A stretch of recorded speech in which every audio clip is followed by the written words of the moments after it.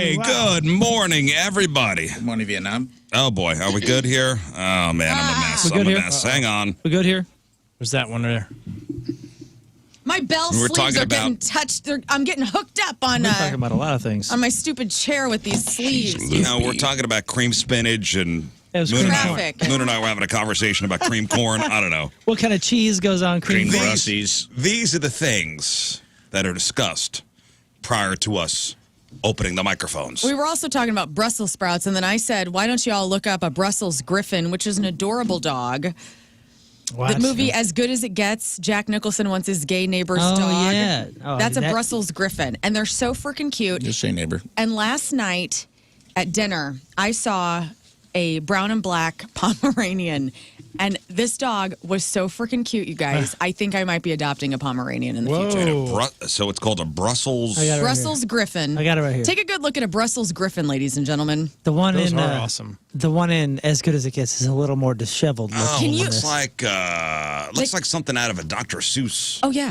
Like the Lorax. It's The Lorax, definitely. it's if a pug and a Yorkie somehow matched into like this weird kind of. Kind of looks like you put one of those Snapchat filters on a Yorkie that makes your face all scrunch up. yeah. Hey, did you guys, while I was away, talk about the whole would 100 men beat one gorilla in a fight thing? No, actually, I had that in the emails, but I wanted to hold that until you were back. Yeah, that's been a big debate for the past week. Yeah, in the man circles. You guys are talking about it? This is everywhere because Oh, the women are not talking about this. it's like a video. There's a video now. All I've been seeing is, hey, 100 men think they can take on one gorilla. And I'm going, Oh, what the women hell? are talking about this. No. It's not in, No, we're not talking about this Some in our are. covens. in between, tickle fights and. I've seen some good Pillow tweets. fights. I've Pillow seen some fights. good woman tweets like 100 men versus therapy. Just go to therapy. Some You don't have to good go fight the gorilla. You guys No, can it's, just go it's the an gor- interesting. maybe the it's an gorilla- interesting hypothetical. Okay. Maybe the gorilla is a stand-in for therapy. Maybe that's the manifestation. Oh, the personification of therapy is the gorilla. You know, that's a good perhaps. point. For some people. For some people. Did you actually think about this? Yes. Like, have you thought about it? Well, I thought about it because the viral video that's going around is like an AI. What do you call it? Yeah, Like but I like don't a think computer they said modeling. that's not very accurate. So it's 100 guys, one gorilla, and you guys just are going at this thing. Who would win in a fight? 100 men or a single adult male silverback? Who would win in a fight?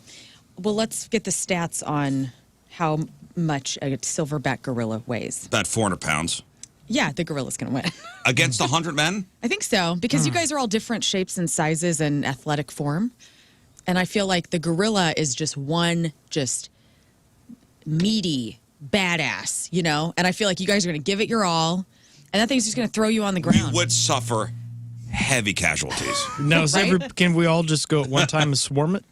Well, you could. Well, that's Well, the whole thing. but then that- You'd have to have a plan. You're gonna have and to there have will a be no leader. plan. We'd have to swarm and start buzzing like bees, so that way you heat it up too much and it just cooks itself. You All also right. have to have 100 men all willing to die. Well, so first of all, a gorilla could weigh over 400 pounds, are estimated to be 4 to 10 times as strong as a human.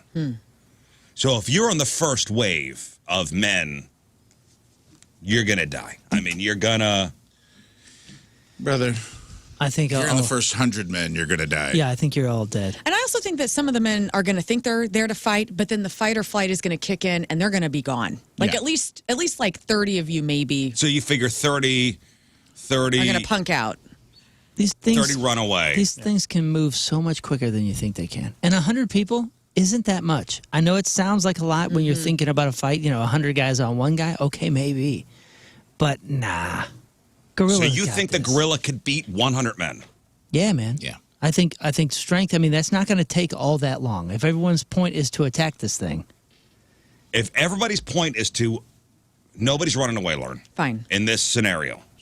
Nobody's running away. They are going... It is one adult male silverback gorilla 400 pounds. against 100 men. With no weapons or none of that kind Fists of stuff. only. I just don't think there's something that could punk a gorilla enough to like get through that thick skull to actually knock it out. That's the only way you could do it. And I just don't think unless the biggest feller, the 7 foot, 400-pound feller grabs some other dude, maybe a 6-footer, by the ankles and starts using him as a weapon to beat the gorilla.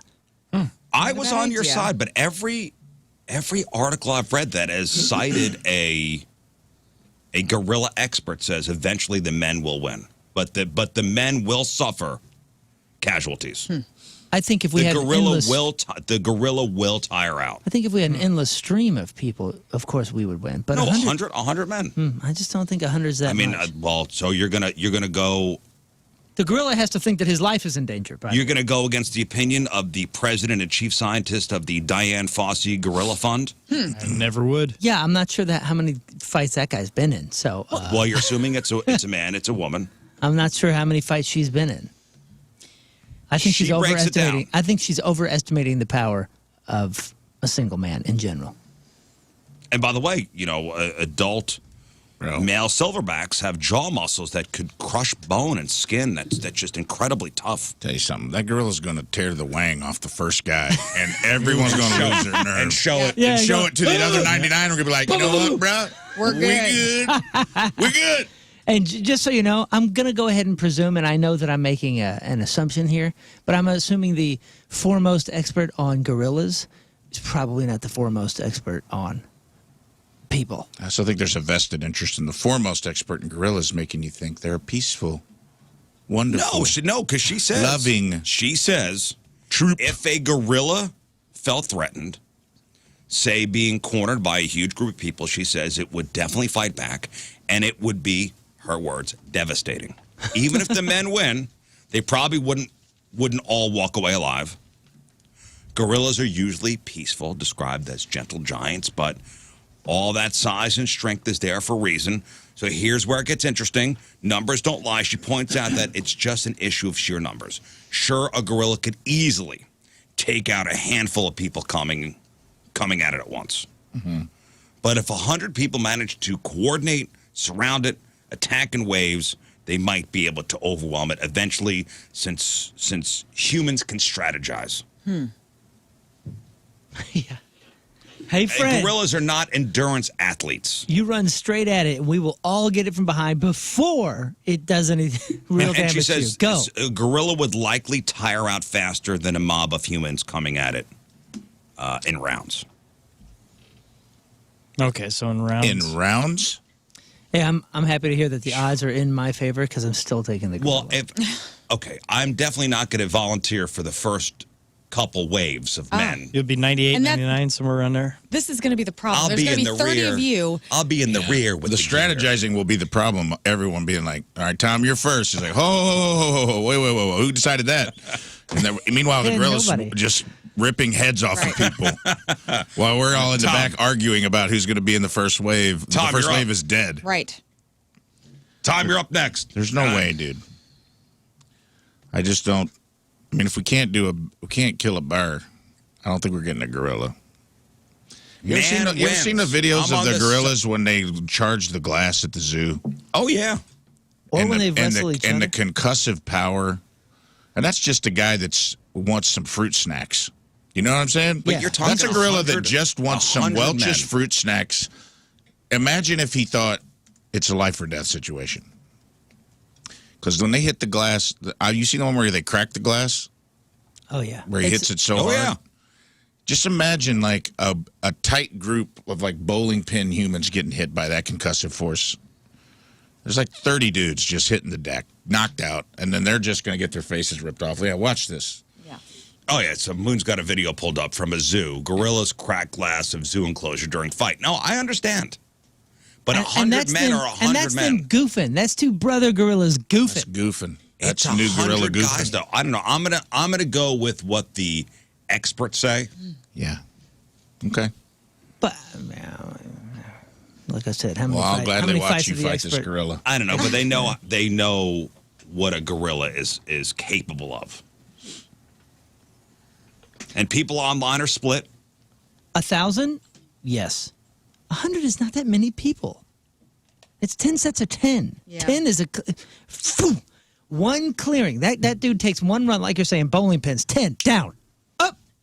Now I'm a tenth of the way over. Yeah, but, okay, so let's say the first 10 guys die, and then everybody else swarms and jumps on this thing. It's 10 rounds of that. You're going to overwhelm it.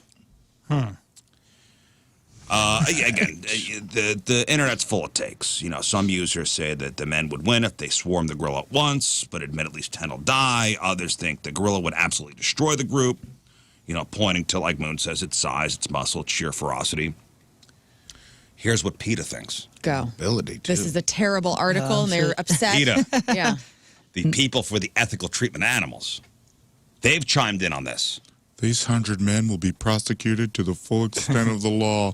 And they said maybe we should just find 100 reasons to leave animals out of your content. Out of your effing content. How Thanks, clever. PETA. Well, yeah. Don't think of It's okay animals. to have hypothetical. we hate animals. Maybe Don't you think should of 'em. just find 100 reasons to leave animals Oh, out of your hypotheticals. yo, look at the speed of these cats. And these are the little guys. I know. Gorilla ass is so funny. Nobody isn't it? is- Look at their pants. Dude, imagine taking one of these hooks. Nobody's debating. Oh, there went Rod. Rod's dead, man. One hit, you're dead. Nobody's debating that men will die. I'm not debating that either. I'm telling you, all men will die. Yes. I'm Team Gorilla for life. There's just men are so overconfident. While the gorilla's fighting the 10 men in front of it, I'm flanking it. I'll tell you with, what. With another Yeah, 30, None 40 of your guys. buns in the 100-man group look as good as those buns on that gorilla. I know. There's- Gorilla buns are pretty. I mean, pretty tight. they are tight. there are 16 dead Brads before Riz ever You even better get gets off me, by. Rodney. You better get off me, Rodney. Look at that. Pop, pop, pop. Oh, dude. There's 20 dudes just died right there. Yeah, caught him with the There left were hook. that was a flurry of 25 punches in like 10 seconds. For sure. Each punch is, and think of how demoralizing it's going to be when you lose a quarter of your group in 10 seconds. Yeah, and those are the little guys. Look at the size of this guy. Look at this. This is the one you're fighting. He's like, like a 400-pounder. I know. That looks would like a be train this- car. Listen. you ever seen these where they walk through the wild gorillas and the silverback just like grabs the guy's ankle and they're like, "Don't move." Oh yeah. And the guy, that's a full-grown man, and he's just like, I getting drugged off saw into that video. You see the look on that guy's face? Yeah, he's just like looking at his friends like, Don't move. Okay. "Don't move, Tom. Don't move." Yeah, I know. I saw that the other day. There's a video of a gorilla grabbing a guy by his ankle and dragging him. He No lets way. go. Yeah, he lets go. Yeah, he was just doing That that. was his idea. He was like, "You filming this? You filming this?"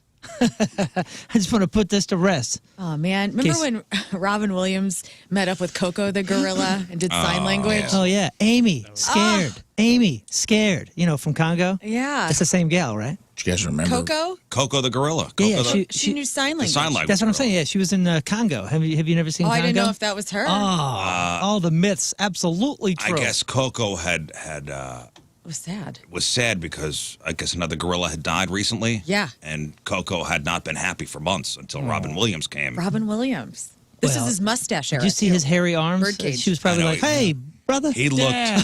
He stole all Coco's jokes. Yeah, that's sad. fine. Amy, So scared. cute. Look up that. If you want to cry today, look up that video. That'll pop up every once in a while on a social media feed, and I gotta watch it every time. Same. Guys, graduation season. Mm-hmm. We're here. We did it. We're graduating. Well, some of us are. Big to-dos at the high school last night. They were doing the, what do you call it when you get the ropes?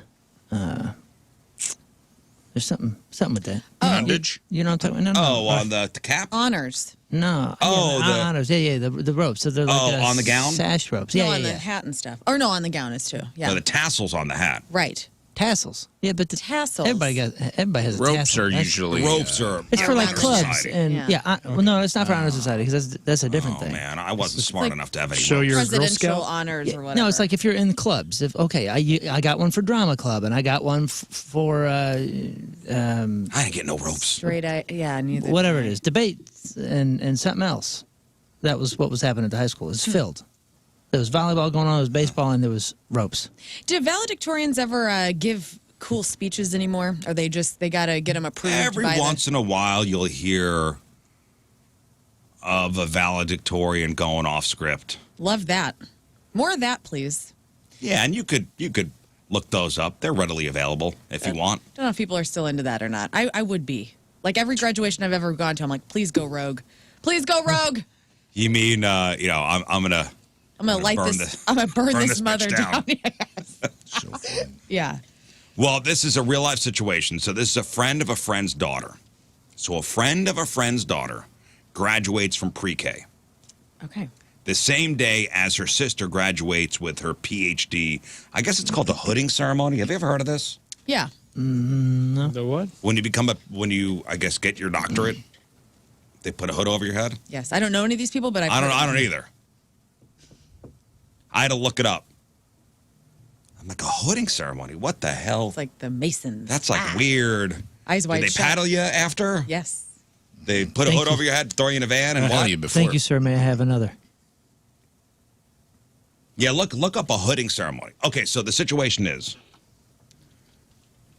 it's a woman. So the woman's daughter graduates from pre-K. Yes. The same day, and at the same time, her sister gets her PhD with this hooding ceremony. Yeah. Two big deals.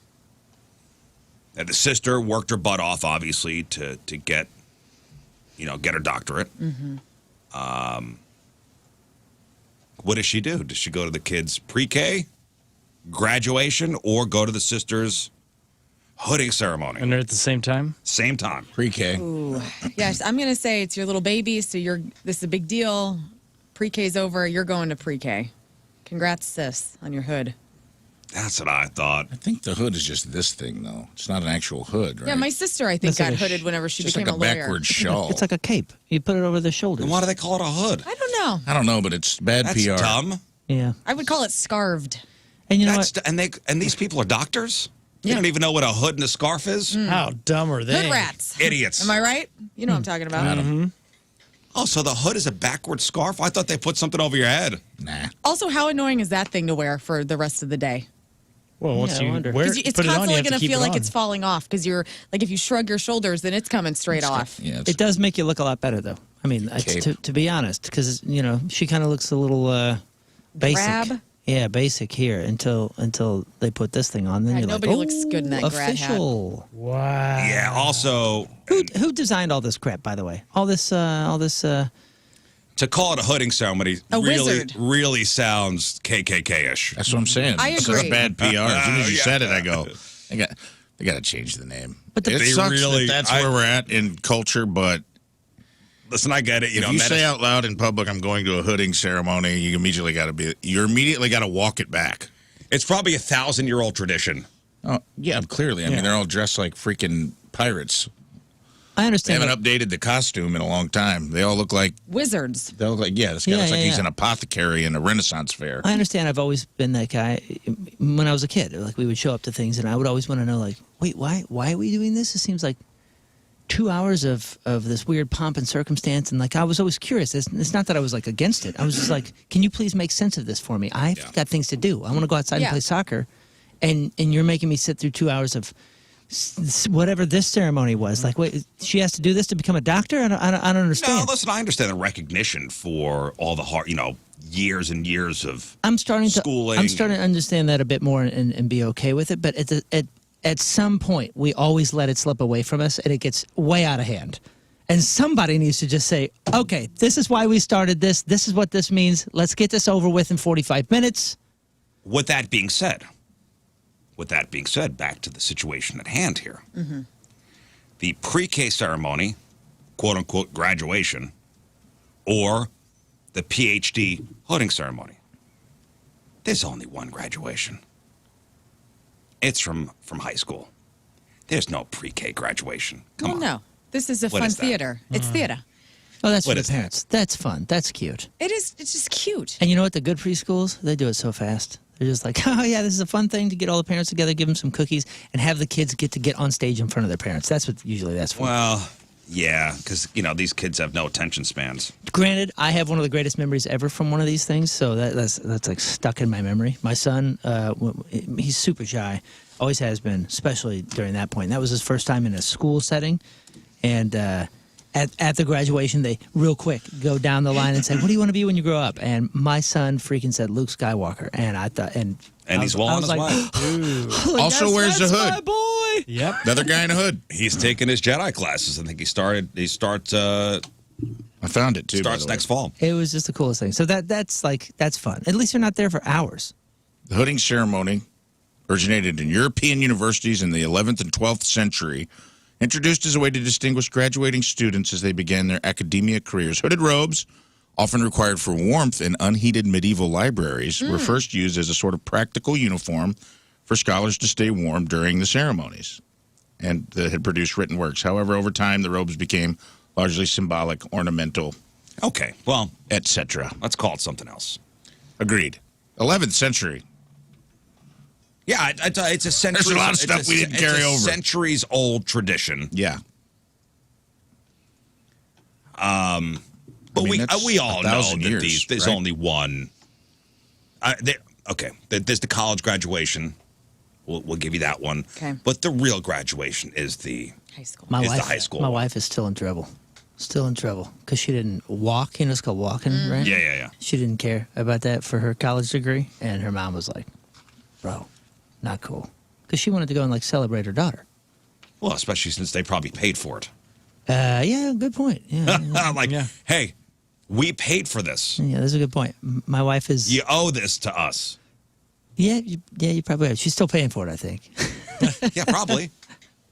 But Probably. Doesn't it sound way better just where you can sign that little thing and it says they'll ship the degree to your house instead of you going to pick it Well, up? as far as college goes, Yeah, you're like, okay, I'm out. I wouldn't know because I didn't graduate. My wife, You know, well, she finished. I think I got she close. finished early. She like worked through the summers and did everything. Like did the degree in 3 years. So I think it was, or 3.5 years maybe or something. It was one of those things where she had to go back and she's like, "Yo, I'm working. I got things to do," and she didn't want to do it. That's my girl. I didn't Parents are walk still for pissed. undergrad. I did it for grad school. Do you remember your pre-K graduation? No, I don't even No, know you if don't. pre-K Have was a it. thing, dude. Yeah, 80s weren't a thing. I think Pre-K for us I was, think- I remember going to kindergarten for like half a day the year before you. Pre-K. There was no pre-K. Pre-K graduation. I bet Get you, out of here. I bet you I did, and we just have no memories. Yeah, it's I think freaking preschool, guys. we didn't. I didn't go yeah, to preschool. pretty sure we had that. There's some picture. My that, first day of school was school. There was one day I remember. You go and you spend half a day in kindergarten because you had like a buddy that was the kindergarten year ahead of you, and you'd spend like half a day at the school to kind of be like, here's what it's going to be like next year, and then you started school the next year. You got like a 1 day introductory, what do they call it? Orientation, I guess. Yeah. To be fair, if any That's of us did it, there's no way we remember. We're 5. No. You're 4 or 5 years old. You're literally just being told where to go 3 seconds before you get picked up, thrown in the car, There's some and then now suddenly I'm out of graduation. I know. I guess you was got to probably go never to your even kid's told. pre-K There's some, graduation. there's some pre-K valedictorian that's like way ahead of their time. Like, in the words of Marcus Aurelius, I would just like to say that Thatcher, you peaked too early. Have a good summer. See you next year. Now, with all that being said, so I guess they're. What does she do? She goes to the pre-K. Fine. It's your kid. But Amron, our dear Amron, is warning people, hey, graduations, think twice before you release those balloons into the sky. Okay. You know those festive Mylar balloons? They cause power outages because they hit power lines. oh my Can we Lord. not have any fun anymore? Can we not have any fun? Well, according to Amron, those metallic, Mylar balloons, when they're released, they drift away. They could get tangled in power lines. And because they conduct electricity, short circuits, or even, they even knock out power to neighborhoods. And the numbers they're there since 2021. Balloons have caused more than 170 power outages for Amron customers in Missouri, Illinois, affecting approximately 14,000 people. And that's, hundreds of preventable disruptions, often striking during May and June when graduation and end of school celebrations are in full swing. You ever seen videos of the Mylar balloons being released going right into power lines and No. The whole thing is knocking out I saw one where there were people in a parking lot. They released a Mylar balloons right into power lines, knocked out power to an entire strip mall. If I was asked, Wow. It's beautiful. if I was living, if we were in the 80s right now, and we were asked, what do you think show me a list of things you think will be gone in 30 years. Balloons would 100% make the list. But yet, not only have we not gotten rid of all these balloons. Why do you think that? I mean, Who doesn't love balloons? Yeah. Okay. We're talking about rubber that we discard after we fill it with air for maybe a 3-hour event or something. And then we just let it out in nature so animals can all die and whatever. Like it's like The whales are eating them. It's like guaranteed like No, the worst thing for the environment. And Described condoms. That's the ultimate, this is somebody else's problem. Oh, for sure. yeah, like But yet we're all still right, amazed. I enjoyed this. Somebody else throw it away. Dude, I bought a balloon for my girlfriend's little girl. She had a 4-year-old birthday party or whatever a couple weeks ago. I walked in with a sunshine balloon, one of these, what are they called? The Mylar. The Mylar, whatever.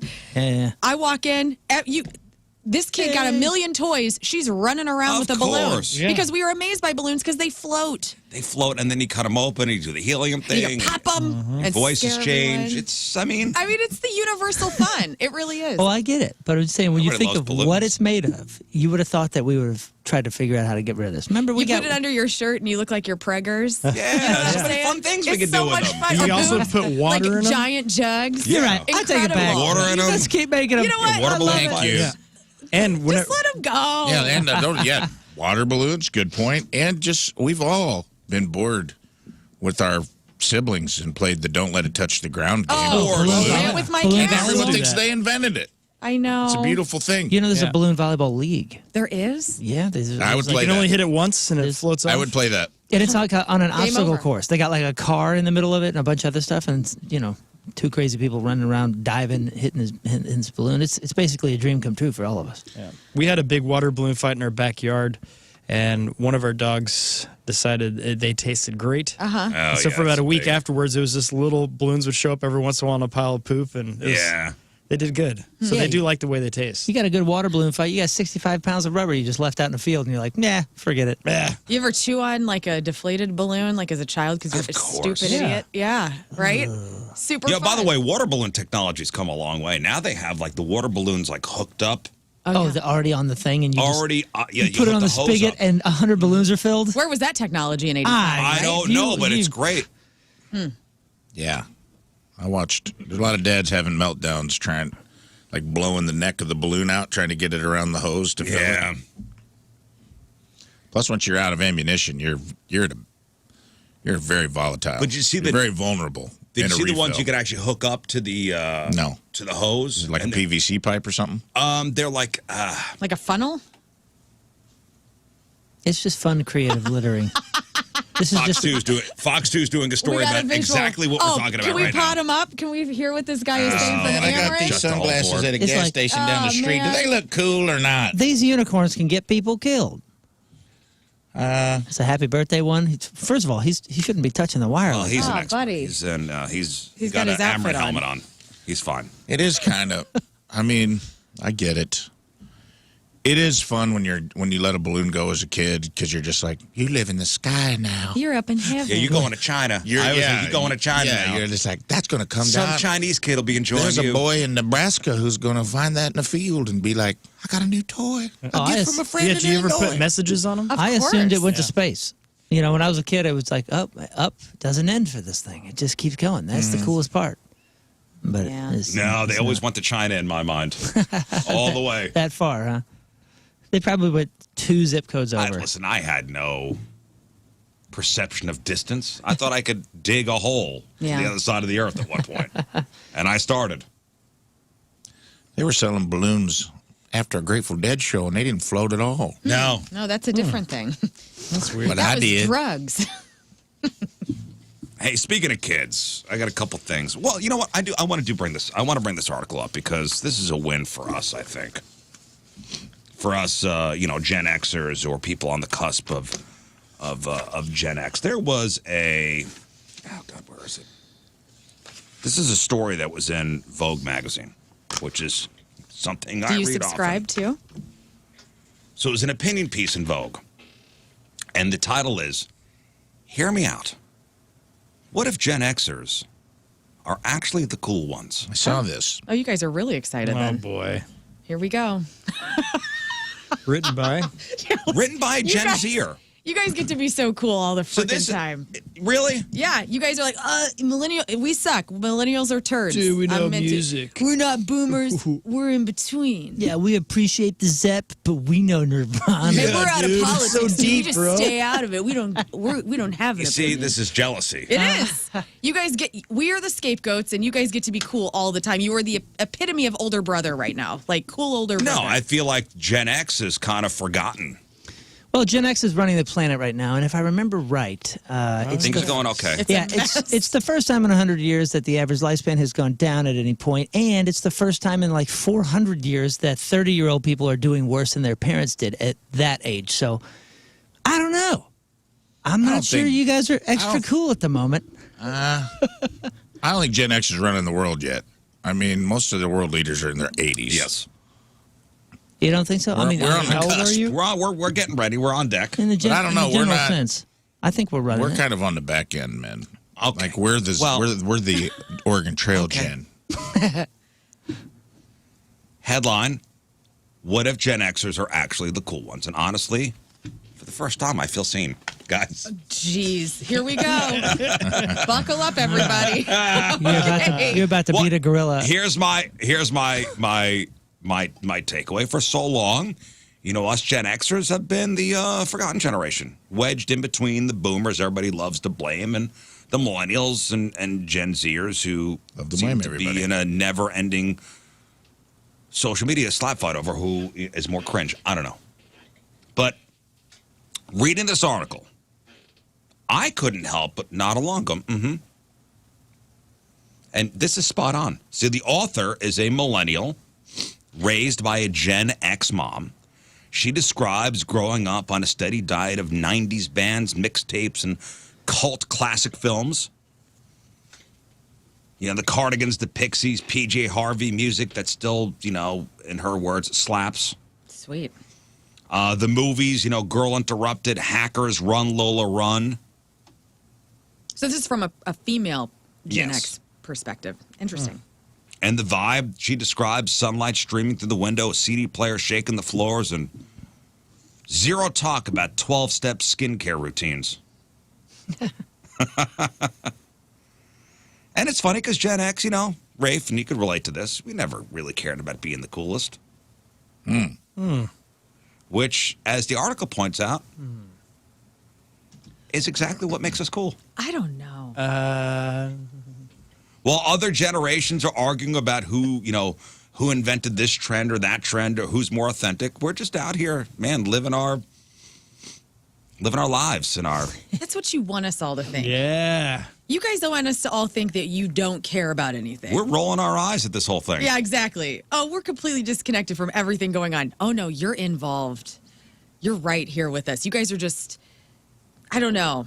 You are kind of like the silent cool type. Listen, we wore the long sleeves under the T-shirts. Yeah. Still, So We did wore everybody else. We wore the bootcut jeans.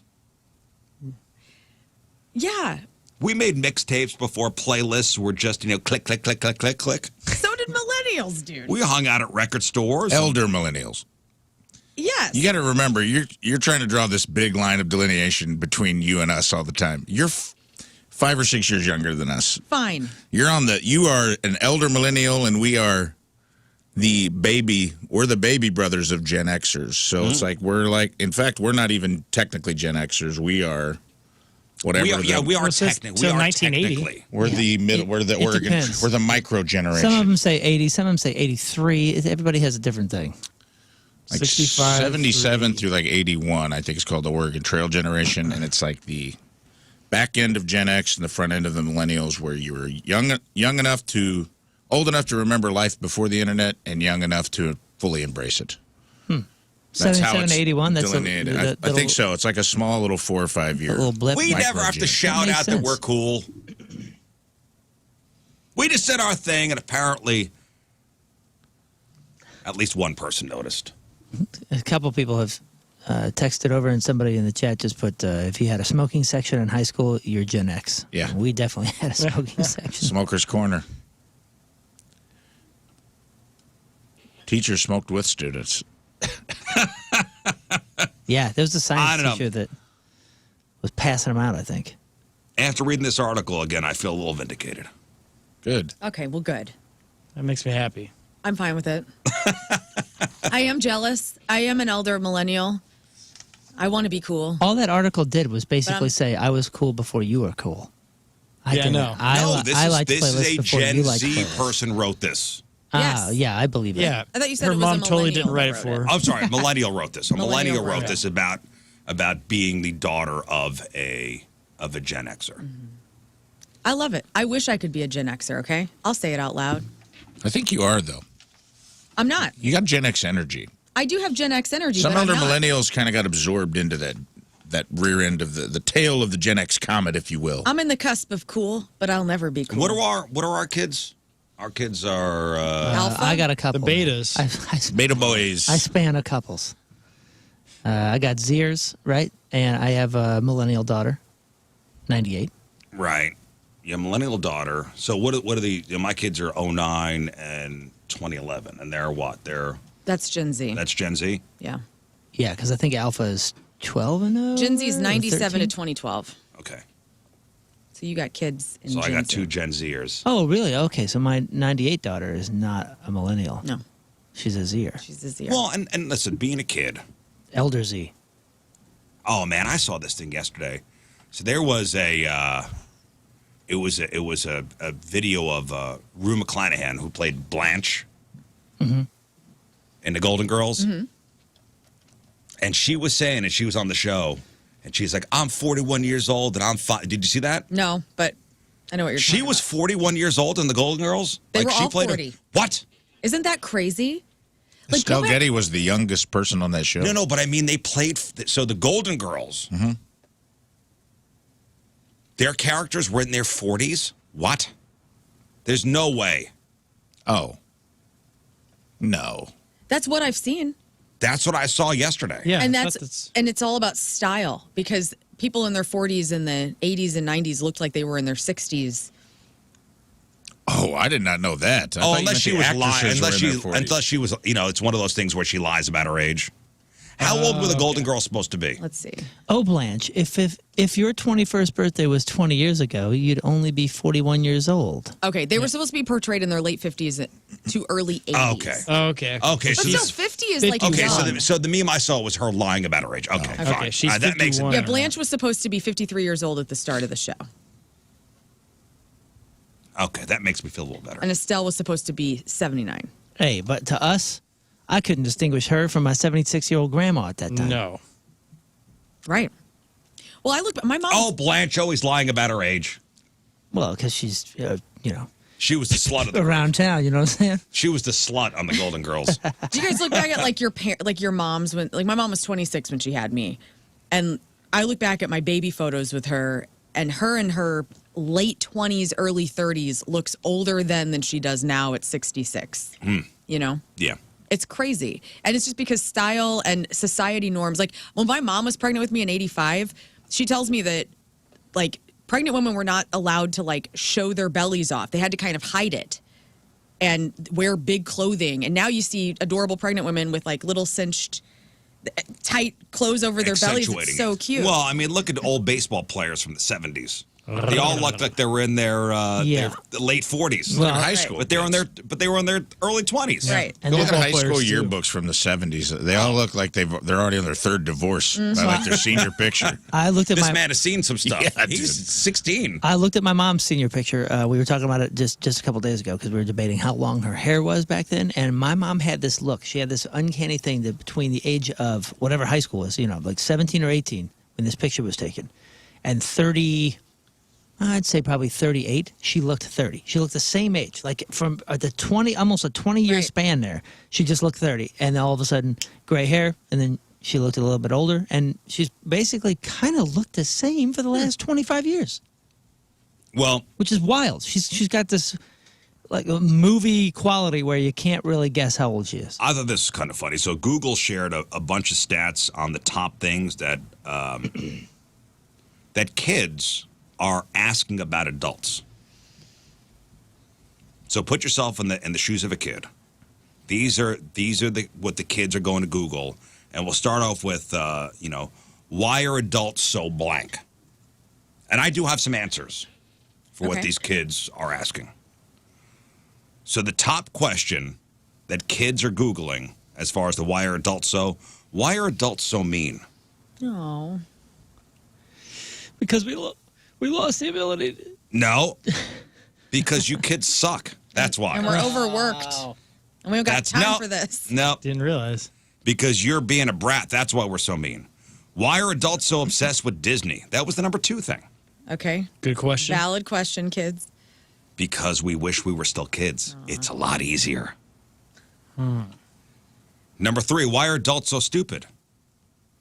Also a good question. Because we drink a lot. Why are adults so tired? Because we're probably hungover. Why are adults so condescending to kids? Because you're 14 and I don't know what the hell you're talking about. Yeah. The next set is fun too. So here are the top questions that start with, why are adults always blank? Why are adults always happy? We're faking it. Why are adults always late to trends? Because we're old and we don't care. Why are adults so tired? We're old and still hungover. Why are adults always busy? Because we're still paying off that stupid PS5 we bought you. Why are adults so unreasonable? Because now you also want an Xbox. Yeah. That's why, kids. It's worth it, though. And with all that being said, let's move on to movie theater etiquette, which is a topic that's dividing parents everywhere. Now, here's what happened. A woman, so I guess they re-released one of the Star Wars movies into theaters recently. Revenge of the Sith, I believe. Something. No, one of the classic ones. I guess It was the original. the original brought it trilogy. back. Yeah. A New Hope. That's right. They did the Revenge of the Sith. So the show started around 5:00, and you think, all right, chill evening. You're gonna go see a classic film, on the theaters. But right behind her, Dad came in with his very, very young son. So maybe 3-year-old kid. Predictably, the 3-year-old lasted about 30 minutes before getting bored. And after that, he spent most of the movie talking, singing, climbing onto the seats, and basically doing everything but sitting still. And the dad tried to hush him. Nothing working. So the woman who shared the story online, she said she totally understood wanting to bond over, a favorite movie. But she says, do it at home. And she feels it's unfair. Not just the other moviegoers who were there to watch one of the original Star Wars in the theater, but it's unfair to the kid too. He's bored. He's frustrated. And the little kid kept hearing no and stopped for over an hour. So her main point, it's not just about whether the movie is appropriate or not, but whether a small kid can actually sit and be quiet for that long. So, of course, the internet has a lot of things to say. What are your thoughts on it? Like, you don't bring a 3-year-old to a theater. It's too young for that movie. To an adult especially. movie? Yeah.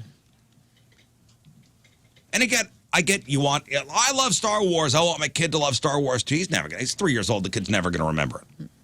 And some people like totally agreeing with this woman. So many mental gymnastics to ignore the fact that the kid didn't want to be there anymore. That's the main complaint. Others pushed back and actually defended the dad.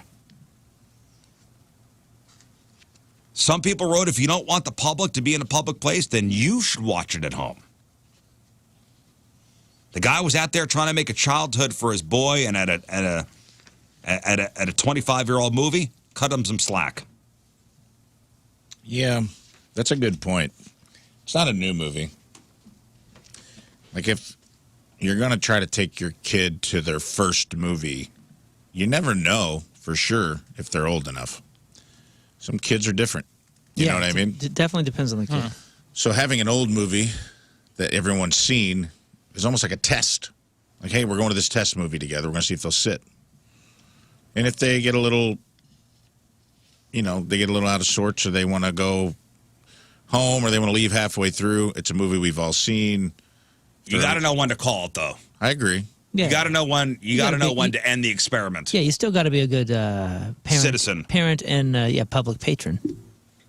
Yeah, you still got to be a good citizen, and be aware of who else is trying to enjoy the movie. Yeah, even I know you're in this pursuit of your goal, but you got to Sometimes it doesn't work out. Got to know when to pull the cord. Yeah, I don't like that. If you don't want the public to be in a public space, then watch the movie at home.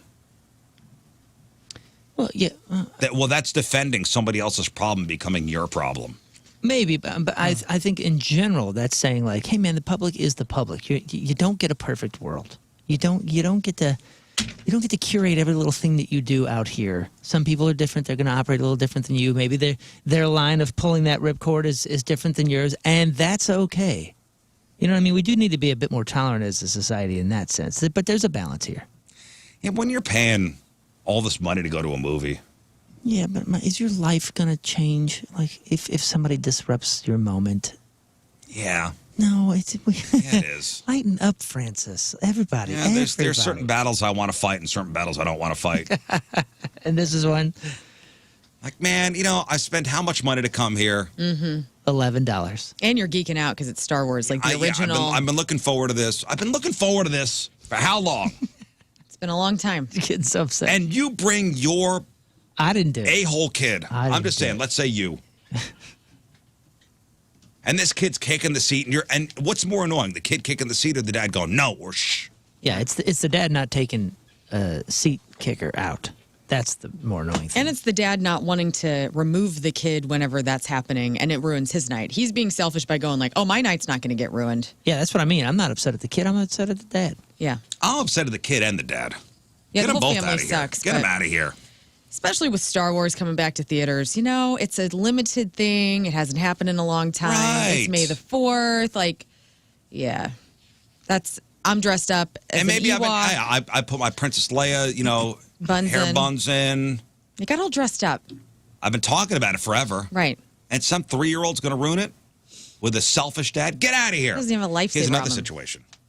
It's All right. also the root of this is the nerdiness of it. Like this is what it really boils down to is the dad's mad the kid didn't love his movie. He wanted this moment to be like, he's only 3 and he freaking sat through the whole thing, and he's quoting the movie with me in the car. Little Yoda now. And Yeah, little Yoda. The kid's like, this CGI sucks. Like, Well, and Moon's had this situation too, that we've shown our kids something that we loved, that was beloved, and I'll bring up Beavis and Butthead. Mm-hmm. Oh, yeah. Beavis and Butthead, I mean, were tops entertainment when I was a teenager.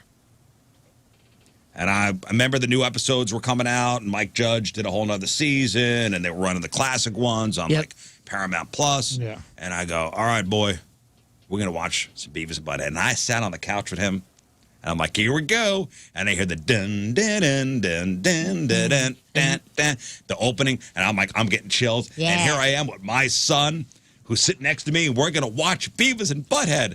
And he hated it. Yeah. He lasted 3 seconds. Yeah, the animation sucks. He's like, what? This is garbage. And I go, but I love this. You just don't understand. I'm like, it's Beavis and it's Butthead. Yeah. And see they the, watch the music other, videos. He's like, what are music videos? And see the kid Stewart, he's got a Winger shirt on. Isn't that funny? Yeah, because Dad, Kip who's Winger sucks. Yeah. How about their laugh? Isn't that funny? And Daria, we're like, and that's Daria. And then she got a spinoff show in her hot friend Jane and Jane's hot brother Trent. And God bless the kid. He tried. Yeah. I lost him immediately. I looked. He sat there for a good 20 minutes. So they made it through an episode. Hey. Well, and I'm looking over every once in a while. I'm cracking up. I'm looking over, and I've lost him. I'm like, this kid is just sitting here just because he loves his dad and he doesn't want to hurt my feelings. Mm-hmm. It's over. And I go, all right, buddy, you You can get out of here. You can. I release you. You don't. I get it. You don't like it, and it's fine. I wonder if the kids would like Beavis and Butthead with the animation had they not been ruined by like Pixar, you know? Because you start the babies off with really cool animation that's like top tier stuff, Disney and Pixar. And then by the time they get to like our 90s cartoons like Ren and Stimpy or I don't think it's Rugrats the animation. I think it's just they can't relate to. They don't. They weren't the ones to sit there and watch videos like we did.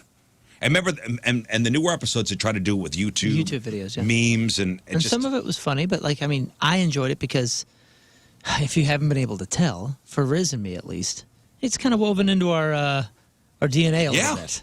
You know, that whole era, not Beavis and Butthead necessarily specifically, but that whole thing, like we were talking about, with everything that the Gen X stuff that, or the 77 to 81, the Oregon Trail generation came up with. 83. It's a part or of 84.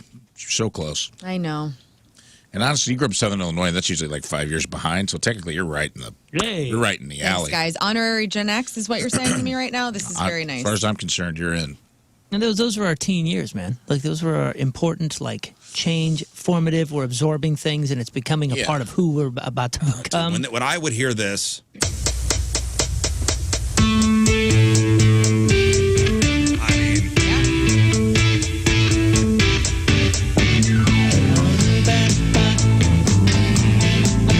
I still get a little chill. Can you also look up the Daria theme song just for my heart? I never saw Daria. Oh man, Me either. I loved Beavis and Butthead too, but Daria was I my forgot this. That's a spinoff of that Beavis show. and Butthead. Let's see. Wow. Here's the that official was iconic Daria theme song. This is my stop. Got to get off. I may go pop. Excuse me. Excuse me. I've got to be direct. You don't remember this movie? You didn't watch Daria? To tell you the truth, I probably gave it a chance, and I didn't even make it to the whistle in that song. It was tough. Saw an interview with Mike Judge. The Beavis and Butthead theme was just AC/DC's Gone Shootin' played backwards. Yeah, reverse. yeah. Because I couldn't get the couldn't get the rights. They couldn't get the rights to Yeah, it. so we reversed it and put a little thing over it. I think with- Splendora is who did the Splendora. Daria. Who? Splendora. Splendora is the Daria.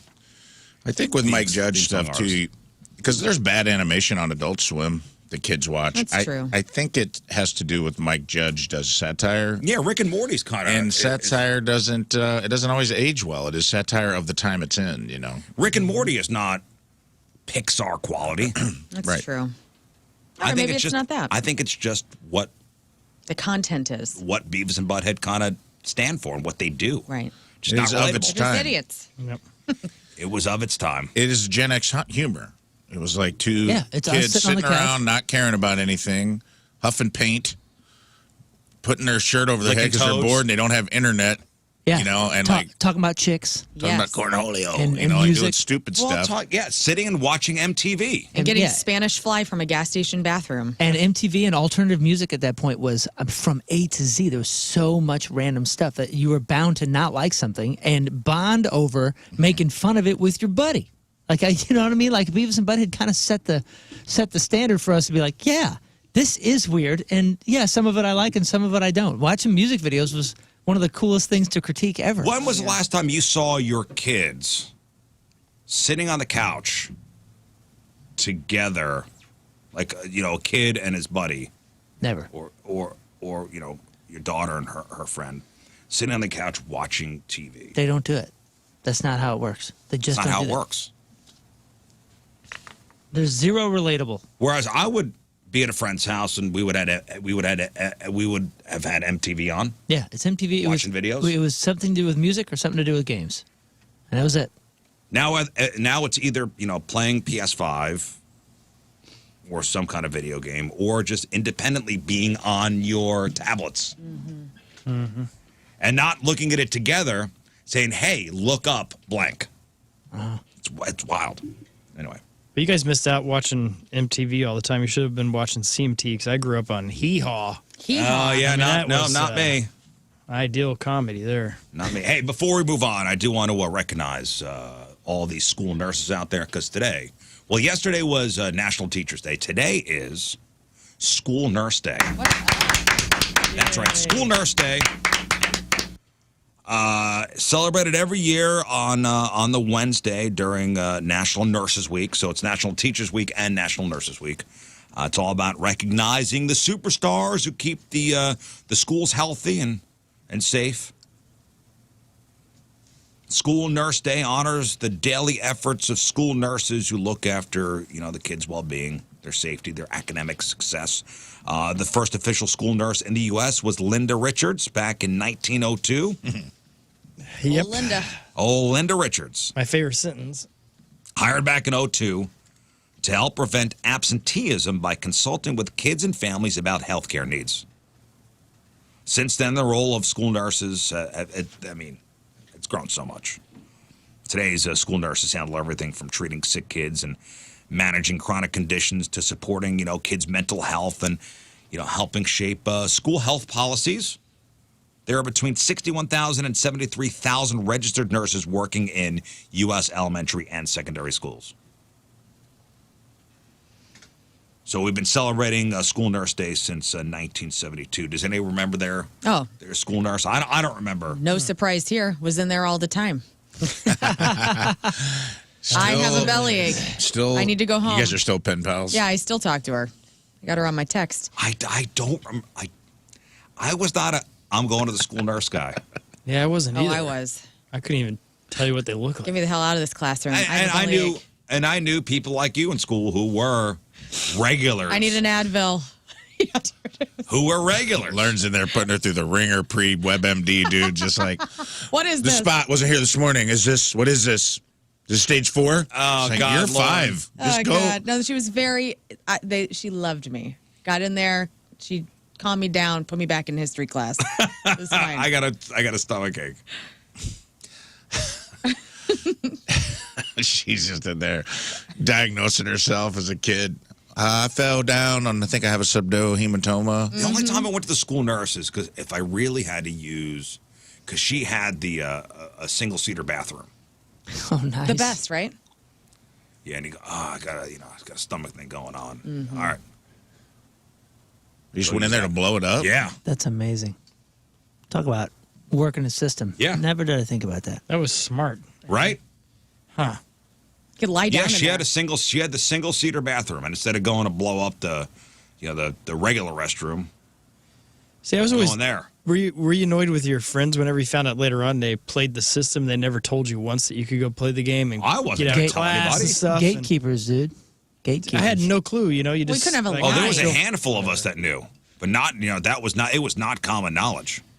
Go in there and lie down and have a little nap. Yeah, power nap that- fourth I knew class. people that did that too. Yeah, I have a headache. I have a headache. migraine. Go Let lay me down. lie down in the stupid office for a couple hours. Here's an ice pack. Yeah. Oh, the ice pack. Oh God. Yes.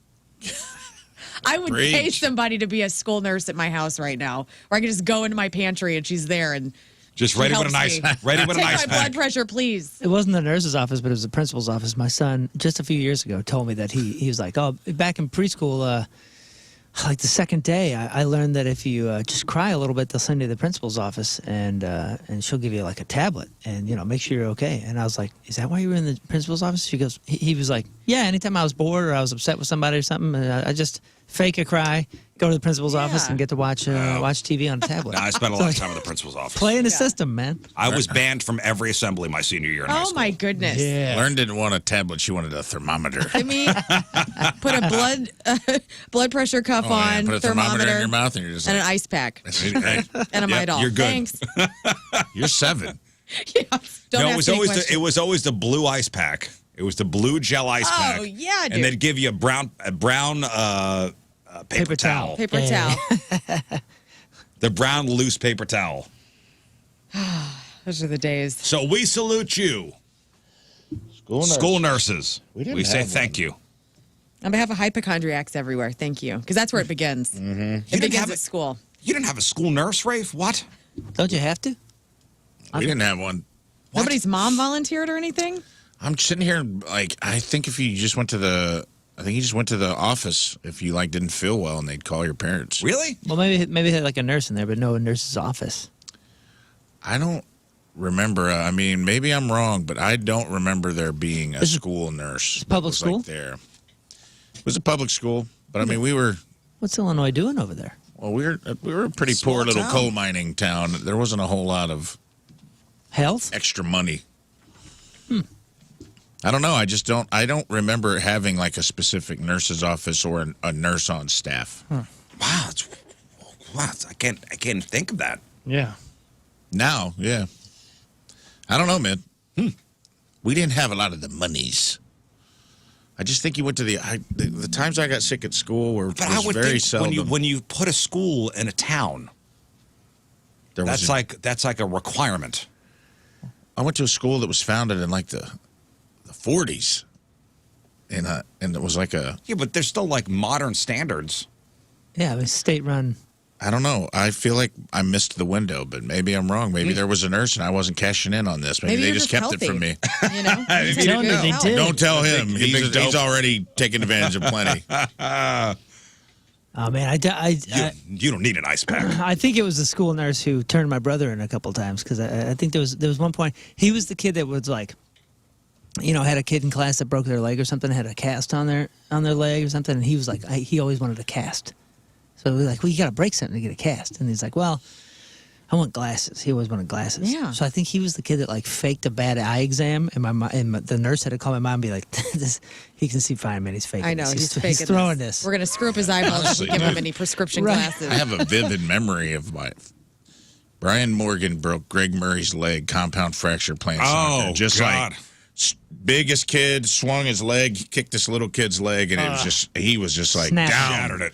And we were all like, ah! And we went and got the recess lady, who we called pencil knockers because she always had like a cone-shaped Pencil bra. knockers? Yeah, her name was Doris, and she always had she had a bra like the Madonna's. 1940s. Yeah, the ones that came to like a really point. Was she a ghost from the original? We called her pencil boobies. School?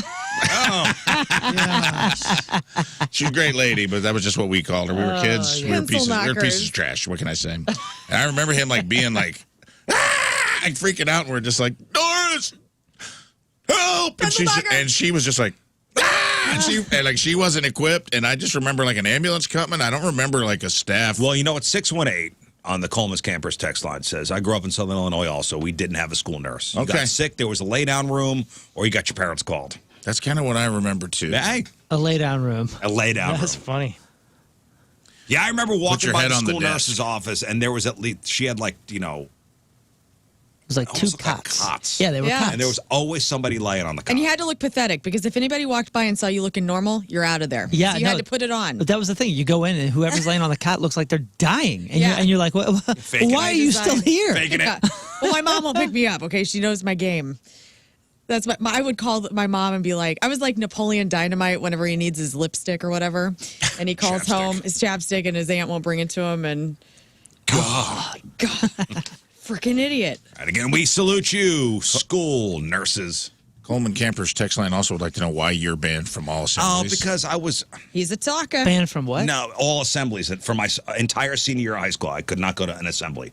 Every assembly, I had to go sit in the principal's office I remember this. It was the because I was first. shooting Why? rubber bands. What's your problem, dude? Yeah. You're like Bart Simpson in the human form. No, me and a dude, Chris White, were shooting rubber bands at I forget what it was. It was like, they always did the March of Dimes. Oh, It was always the March of Dimes came in Yeah. for like their fundraiser or whatever.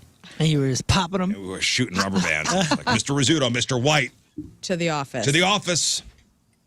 Banned for life. And it was whenever there was an assembly, and my aunt was the principal's secretary. So I had to go sit next to her. I had to go Nice. sit next to Aunt Martha. Aunt Martha. She a looker? In the lay-down room. No, and it was like, Lay down, Scott. lay down next to Aunt Martha. no, I'll be honest with you, like, Wait, is that just my principal in a wig? Why is it dark? No, it's Aunt Martha. You get in here. go sit next to Aunt Martha. And no, I had to pull it. Principal I Jones. just had to sit there. What a bummer. Did you have spiky hair at the time? Because I imagine you have your spiky hair and Braces. With the Be a big old bad hoops. 17 years old. Yeah, no, dude. I didn't have any. No hoops yet? scrawny, A senior high spiky school. man with Did you have braces? many You necklaces didn't on. have earrings during high school? I did. How many rings do you have on when you were You had shooting children from a during high vehicle? school. Well, that's true. I was trying everything. Kind of hard to say no to the earring once you've reproduced. Yeah, I was trying everything. Maybe that's why I reproduced. Did you have braces? So hot. I see you No, with like at that I had removed my braces by that point. you took them off yourself. Right? You are Bart Simpson, dude. You took your own braces off with wire cutters, didn't you? You were telling people to eat your shorts as you were on your Pliers. skateboard? Somebody on the Coleman's Campers text line I said, don't have a cow, Teach. The Riz is out of here. they asked if any of us had ever been suspended. Yep. No. Oh, yeah. Yeah, I was. Well, in school, Yeah, I had in-school suspension, I had ISS. that. Those are the worst ones. Yeah, it was. You still have to go. The worst part about it is I didn't even do it. It was based on a fight that I didn't even get to see, and I still remember. And I'm still trying to forgive this gal, but she's like, "So you weren't even there?" And I go, "No, I got no friend group here. What are you talking about? Like, you know what I mean? Like, have you not been paying attention to everything goes on in my life here?" And she goes, "Oh yeah, well you knew them." And I go, "What's that have to do with Guilty this by kid beating up this kid?" association. And that's what she said. That was the first time I heard that. She goes, "Guilty by association." And I go, "What does that mean?" She goes, "Well, you're associated with this crowd." And I go, "Cool, associated with a crowd? You're like, I want some due process. This kid wouldn't There is hang no out with due me if I process in paid this him." school. There's no No, I school punched, nurse or due process. I couldn't believe it, dude. I Couldn't believe punched it. TJ Pastore in the face. Nice. Nice. At least you got to see the fight or be a Yeah. part of the fight. Yeah. I got See, suspended for I- something I didn't get to see. mine, I got punched, and I didn't do anything back. I just started laughing because the Yeah. kid punched me, and he was really mad, and they still suspended me for a week for that. And I'm like, huh, Listen, I get guys. beat up. Probably and because you're a redhead. We had to guess take so. a suspension because my friend farted during a paddling, I'm sorry. and the teacher cried, so she just suspended us all. During a paddling. Yeah, my friend Matt Southern Grammer Illinois, could man. fart on command, dude, and we were getting paddled for. We'd done something in class. I forgot what we Hey, did. the best offense is the defense. or whatever. And she goes, "Who wants to go first?" Because they would just take you up in their office and paddle you. No witnesses, Right. nothing. The other kids, bear witness. It was like Red Dragon, dude. Do you see? Do you see? And it was just like the 90s in Southern Illinois was a weird time, dude. Yeah, no nurse. I was on the tail end of the paddlings too. It stopped when I was like an 8th grade or a freshman. I can't remember. And I was like, well, now I don't care about him. But she reared back. He was like, I'll go first. And she reared back to hit him. She hit him once and then reared back for the second swat. And he ripped the biggest fart in the world. She could fart on cue. And we all started laughing. And she got embarrassed and got her feelings hurt, started crying, ran out of the room. And then she just came back in like 10 minutes. We were all just sitting there like, what do we do now? And she came back in. She's like, you're all suspended. I was like, So why? he could fart on command, which is a definite skill. It was a skill in junior high. I mean, Did you killed. guys, what I was going to talk about, the woman who pooped on the hood of the car? Yes, and you know what I read? An update. Apparently, that wasn't her first time doing it. Yeah. yeah, it was a deuce coupe. Serial I Right? do want to, yeah. Nice. Well, I want Little to bring disco. her up after the break. Yeah. They call it the Delco pooper. Damn. I knew a chick, or I had a story about a chick that she pooped on an ex's car. And I was like, for real? For real. Yeah, I want to talk about this America's New Sweetheart. But first. And it's brought to us by Hot Shot Sports Bar and Grill, the official sports bar of the Riz Show, and home to St. Louis sports fans since 1990. From Arnold, Missouri, Jacob Reddick is our today. Jake the Snake. Jacob says this is the best crew the show's ever had.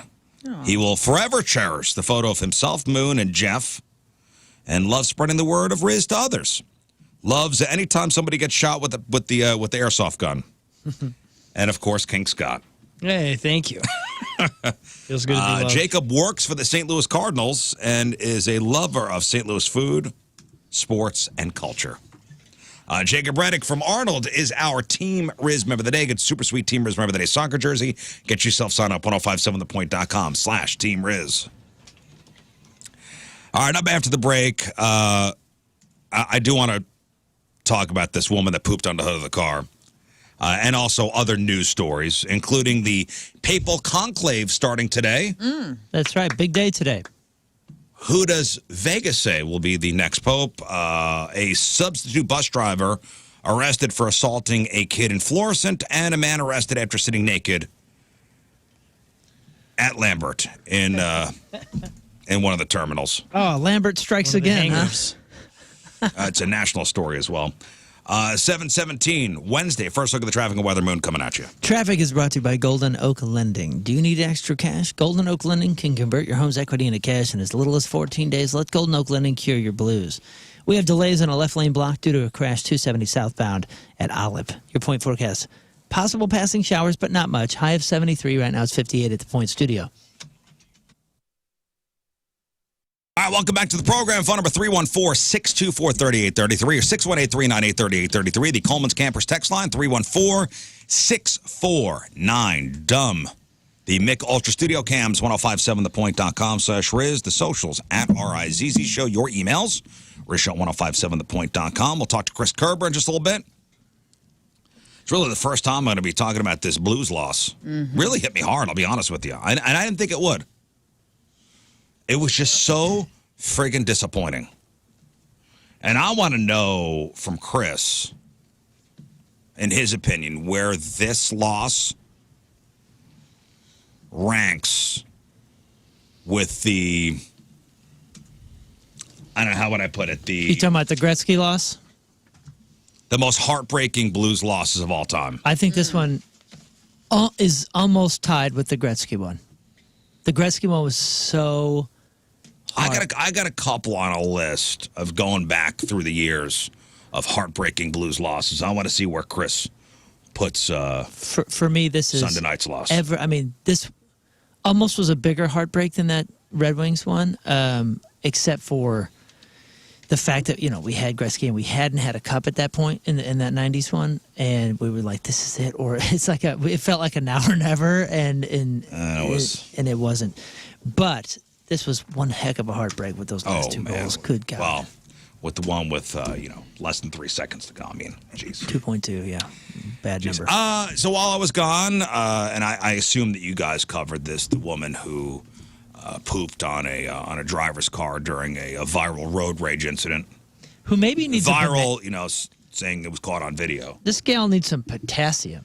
Like get some coconut water or a banana or fiber or something. What's wrong with you? Oh, it was. She needs some fiber. Hey, man. Some baby poo. You don't know her life. Well, I can see it. Maybe she just had Chipotle or something. Well, I can see a result. But usually if you have beans, it doesn't look like that. How close were you guys looking? What do you mean, brother? Did you not see? It did look like baby poop. It was blurred out when you showed it to us. Oh, yeah. I saw the unblurred one. Yeah. Oh, I ain't seen that. It looked like straight up slime poop. Ooh, really? God. Oh, yeah. Oh, and in an otherwise healthy woman, right? So if you don't know the story. Well, look what she's doing. A Pennsylvania woman faces charges after video capturing her defecating on a car in what police say was an act of road rage. Christina Solamento, America's sweetheart, 44 years old, was arrested in connection with the incident, which happened back on April 29th. In the video taken by a witness, the woman, alleged to be Christina, is seen getting out of her car, walking to the car behind her as she smiles. The video then cuts to her walking back to her car, seemingly without pants on, and the video I saw was not blurred out. The camera zooms back to the car, the hood of the car, and it was an angry poop. Just want to point out, a little callback, that this is a Gen X woman. Just want to say that. Yeah. And when they arrested her, they had her in cuffs, and she was smiling and almost proud of it. Yeah.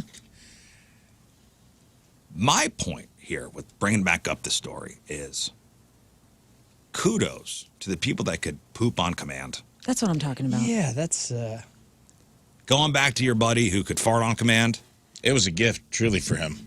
For this woman, Still and is. for anybody who could shoot a missile on command. You're like the X-Men. It really is a superpower. And she says, so this is a Pennsylvania woman. She was dubbed the Delco Pooper by Delaware County residents and internet users after she was arrested for allegedly defecating in a person's car during a road rage incident that was caught on camera. She says, I wanted to punch her in the face, but I pooped on her car instead and went home. Yeah, the angry pooper is an interesting kind of person. I've known some people. I've known some people to get upset and take a big old dump about She it. was charged with indecent exposure, disorderly conduct, criminal mischief, harassment, and depositing waste on a highway. Her affidavit says she deposited, quote, an accumulation of liquefied human feces on the hood of a driver's car during a road rage attack. Solamento said that as she was walking back to her car, the driver of the silver sedan called her an insulting name, which made her angry. She says, I wanted to punch her in the face, but I pooped on her car instead and went home. Like a lady. Yeah, like a dainty lady would do. According to People magazine, she's also an OF model. Also, direct quote, it was a clean poop. I didn't even have to wipe. Yep. End quote. From Christina Solamento. Well, there's wipers on the car. That's why. That did not look like a clean poop, I'll tell you that. I agree. I'm worried about her GI. Revisit the statement you made that you know people who get upset and take a dump about it and what exactly that means? So back just before you get to that, back to Christina here. She says she was having stomach issues that day. Kill two birds with one stone. See, the other driver was in front of her at a traffic light, mocking her after Christina honked her horn due to the motorist not accelerating after the light turned green. She believed the motorist started following her, and that's when she stopped her vehicle, got out, and then crapped on the hood of the other car. Yeah, it looks like you had some stomach issues that day. Yeah. But it does harken back to the people who could poop on command. My God. You're incredible if you're out there. Incredible. Because the majority of us, like, we are at the mercy of our colon. You know what I mean? These people, the colon is at their mercy. Yeah, You could they're call down upon, with the POOP. I call upon the colon. Yes. There are texts saying, I mean, can we agree that Gen X is the one pooping on things in rage generation? But you guys are cool. Never a millennial, never a You seer. can't blame a generation for this. Never an A. Now, listen, the people that Never. I knew that did this, because I knew Absolutes. a woman that got angry with an ex, and she allegedly, I didn't see it, but she allegedly crapped on his car. How old was she? She's a Gen Xer. On his car. See, on his car. On his car. That's the one thing We that you don't have any video evidence. That's the one thing that you can go and take and get washed professionally. You know what I'm saying? Well, that's why it's not really a crime. Oh. Nobody wants this, but like, you're right. You can just, wait, you know what? I'll just ride this out to Waterway and I'll spray it down. Yeah, nobody wants mud on the What's tire. part of our lexicon of funny? Maybe that's part of it too. Like, are kids still throwing burning dog poop on people's porches? I doubt it. You know what? And We it's- loved it. And you know what's funny is that was from all the movies, from the old 60s and 70s movies. That's what we were seeing was the... Well, and the 90s. Yeah, Happy I mean, Gilmore. yeah, or Happy not, Billy Madison. You're right. And I'll confess, and I think I've confessed to this before. I've done it once. Not on a car. Like a burning bag of dog poop. No, it wasn't burning. It was just... Turds? I was upset. It was Well, high if you school. crap on I mean, I was very of young. somebody's car, was very regardless of young. whether they're in or out of it, It was not on a is car. It's hilarious. crime. Oh, a crime, yes. And a crime, yes. Well, Not we don't funny get mad crime. at the birds when they turd all over our cars. That's not a crime, dude. I That's poop just in every normal. bird's nest I see. That's awesome. Yeah, The one Rafe's that trying you can to. get up to? I climb up trees and I'm like, how's it feel? Yeah, Rafe's trying to settle the score. I had a friend that used to break in. I've talked about him before. He'd break into your apartment, poop in your toilet, leave it with a sign that said grilled onions with a question mark. Ew. It was like his prank. That was his thing? And it got it, Poopy. We called him Poopy and he loved it. And it was just like, that's his wet bandits. that was That's his that was signature. his move. He thought it was hilarious. He would do it to everyone. Oh, by the way, I have details. Remember, I was talking about our friend that would upper deck. A bar, yeah. So it wasn't a bar, by the way, and it was a place. He did it so much that they ended up having to put a steel bar with a padlock over the back tank, so he would stop doing it. And I asked why he did it. He said because they used to skateboard behind this place, and somebody came out and yelled at him. I think it was once. Yelled at him once, and it upset him so bad that he made a mission. He would stop by there and upper deck this place in high school so often that they put a padlock on the back of it. Oh, good for him. I like a good grudge. Yeah, he was he was vicious. It's a fudge grudge. That's a fudge grudge. Oh, yeah. We gonna do some news. And your news being sponsored by. News is sponsored by Schicker Auto Group, your headquarters for American-made Ford, Chrysler, Dodge, Ram, and Jeep vehicles. Shop local. Visit shopschicker.com. Well, the Papal conclave is scheduled to begin today. It's where all the cardinals gather to decide who's going to replace Pope Francis. You know what else happens today, which all sorts of maybe aligns with why the Pope decided to check out when he did. It's Real ID Enforcement Day. And maybe he was like, you know what? Maybe he was like, I'm going to get out of here before this Real ID mess starts happening. What a hassle. Papal conclave sounds dirty. It does. You seen the movie? Did you watch it? I gotta watch it. I really do. You should watch it this week. Watch it tonight. If I came in and said, somebody touched my papal conclave, you'd be like, what? Dude, Whoa, sorry report to hear that. You should report that. Watch the movie this Somebody week. should be in trouble for this. Yes. Watch that movie this week, The Conclave, just to kind of get a better understanding of how this all works. It's a really, really cool movie. Fascinating. So while the Cardinals gather to decide who's going to replace Pope Francis, bettors are measuring the odds. Yep, you could bet on who the new Pope will be if you're a real degenerate. BetMGM in Ontario, Canada, they have Pietro Parolin as the odds-on favorite to rise to the position of Pope. He's currently listed at plus 225, so that's if you bet $100. Where's he from? Pietro Parolin, I'm not sure. So that means if you bet $100, you get 225 plus your 100 back. So you get 325. Ooh. According to sources, 34% of the money is on him to be elected. Next up is Luis Antonio Tagle. He's at plus 325. Both are far from locks, by the way. But they stand as the only Cardinals with implied odds better than 20%. The next closest favorite is Matteo Maria Zuppi, who's at plus 600 odds. I wonder if So it appears to be a showdown between the two of them. Pietro is your boy, dude. Pietro and Luis. He's Italian. He's the Cardinal Secretary of State of the Vatican City, so he's already in a position of power. Dang. As long as he's not like Tedesco in the movie. I'm curious. Don't give it away, man. Okay, I'm curious as to what names that they picked because they talk about it. They kind of mention it in this movie, like every cardinal here has envisioned themselves as the Pope. What would be the name that you Is it pick? so? Is that movie Conclave based on actual? No, I thought it was. So in the like on voting for Benedict or maybe it's based Or on it. Francis. Of course, it's based on it. But I thought it was like a representation of what happened after John Paul II. But the more you kind of go into it, there's no names that I've recognized. None of the names that you're talking about are the names that they use in the movie. I think it's all fictional to explore kind of what could or does happen in that scenario. But no, I thought it was based on actual happenings, and I don't think it is. Well, so they vote, and you never know. So I think they're going to get a 2/3 majority of the Cardinals, and you never know the percentage because they burn the ballots. So you never know how much of the vote they actually got. And they say, insiders say that it'll probably be Friday when they finally get the votes enough to see the white smoke come out of the chimney. But people starting to gather. Friday, huh? The last stat that I saw was it was Benedict was at the end of day 2, right? Is that what you said? He was one of the earliest, though, right? Oh, he was? Yeah. Oh, they made it seem like it hasn't, in hundreds of years, it hasn't gone past day 2. I don't know. I saw maybe Friday, but I'm not an expert. Hey, you want to bet on it? I mean, we're betting on everything. I already got my money on Pietro. You got to bet on your boy, dude. Of course. He's Italian. He's Plus 225, and then that's the great. Pope. I'm the Pope. Pope PP the first. That'd be tight. He won't do it. But Well, Oh, he's got to pick another name. I know. Are they betting on? Do you have to? Are they betting on the Yeah. names? Is that a rule?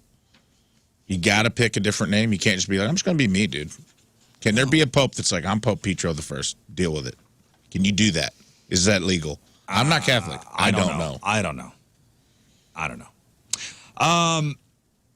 A substitute bus driver in Florissant arrested over the weekend after allegedly punching 2 students and physically restraining another while on his route.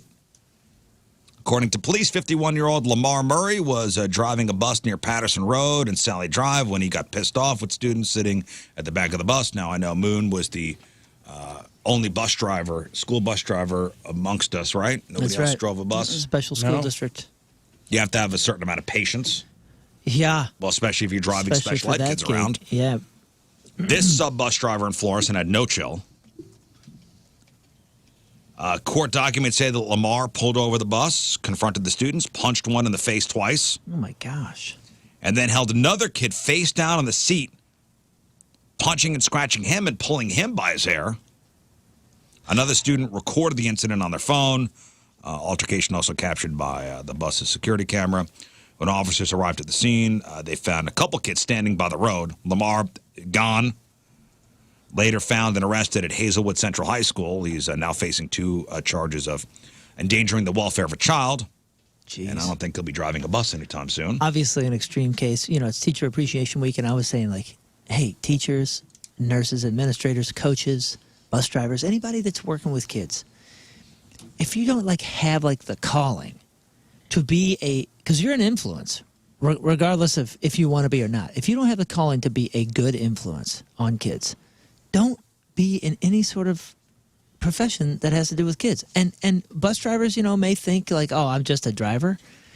Sometimes you're the first face that these kids are going to see.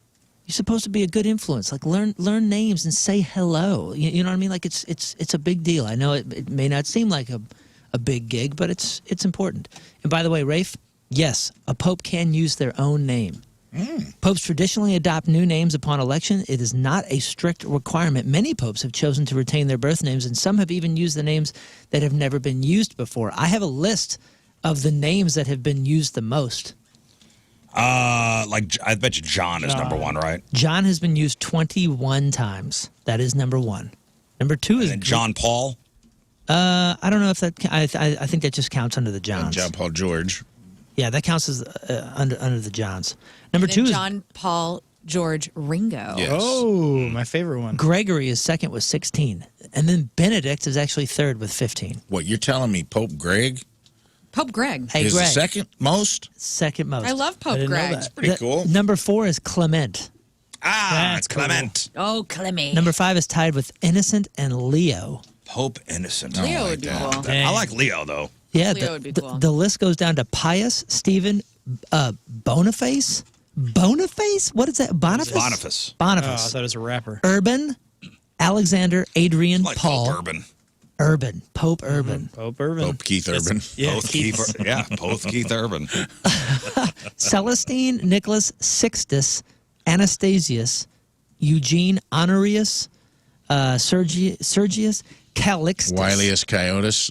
Yeah, Felix, Julius, Lucius, Martin, Sylvester, Victor, and then Sylvester. it gets Nice. Sly. kind of Pope oh, I'm Sly? sorry. No, John Paul has only been used twice.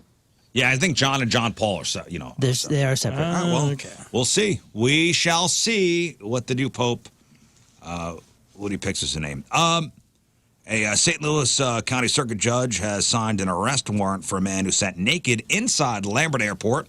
That's right. According to the airport police department's probable cause statement, the incident happened on April 25th inside Terminal 1. American Airlines. Oh, no. Yep. So when was April 25th? What day of the week was that? That was the one right after the 24th. April 25th was a Friday. Naked on a Friday at the airport. Naked on a Friday. Okay, so Just after they put in all those white seats everywhere. police said a person approached the naked man identified as Darius Walker.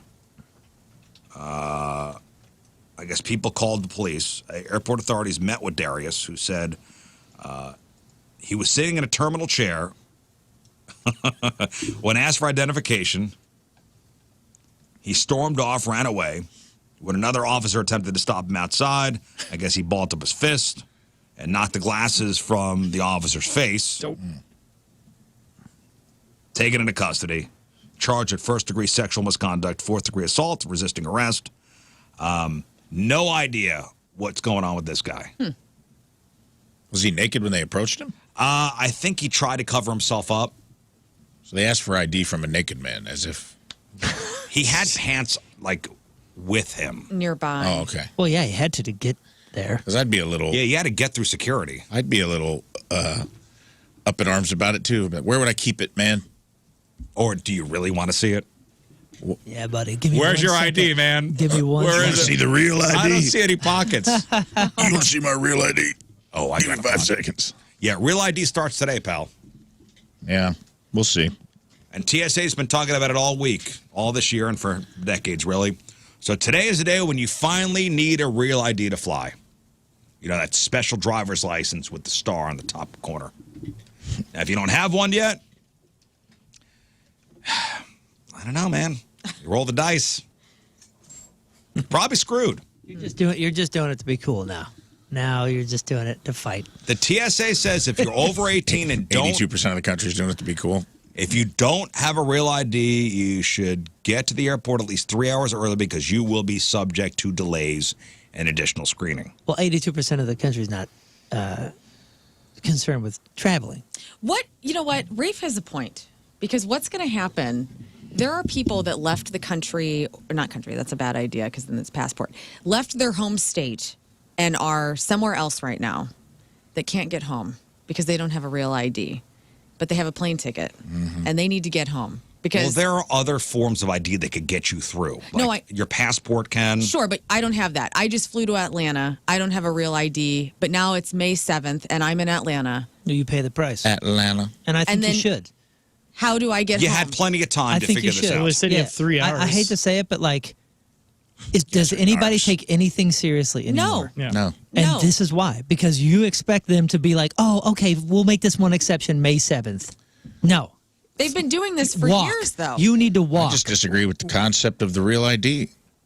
That's This fine. is a real but, moral but you don't get to change the reality just Why? because We'll you see. disagree with it. Why do we have to change anything anyway? Like, I don't is wanna this pay actually taxes, making it Rafe. safer? Why do we need a passport then if we need a real ID? Texas were around when I was born. And also, like, the IDs that we have are fine. Yeah. What else? I don't know. Okay, I have the hologram of myself, so you know I'm over 21, so I can buy this liquor. Wow. You can sir. sit No and one's gonna complain be and able to bitch forge all these. day long, but like it does not. If you think that's going You to can get also you not somewhere, get a real ID and be a man of action That's right.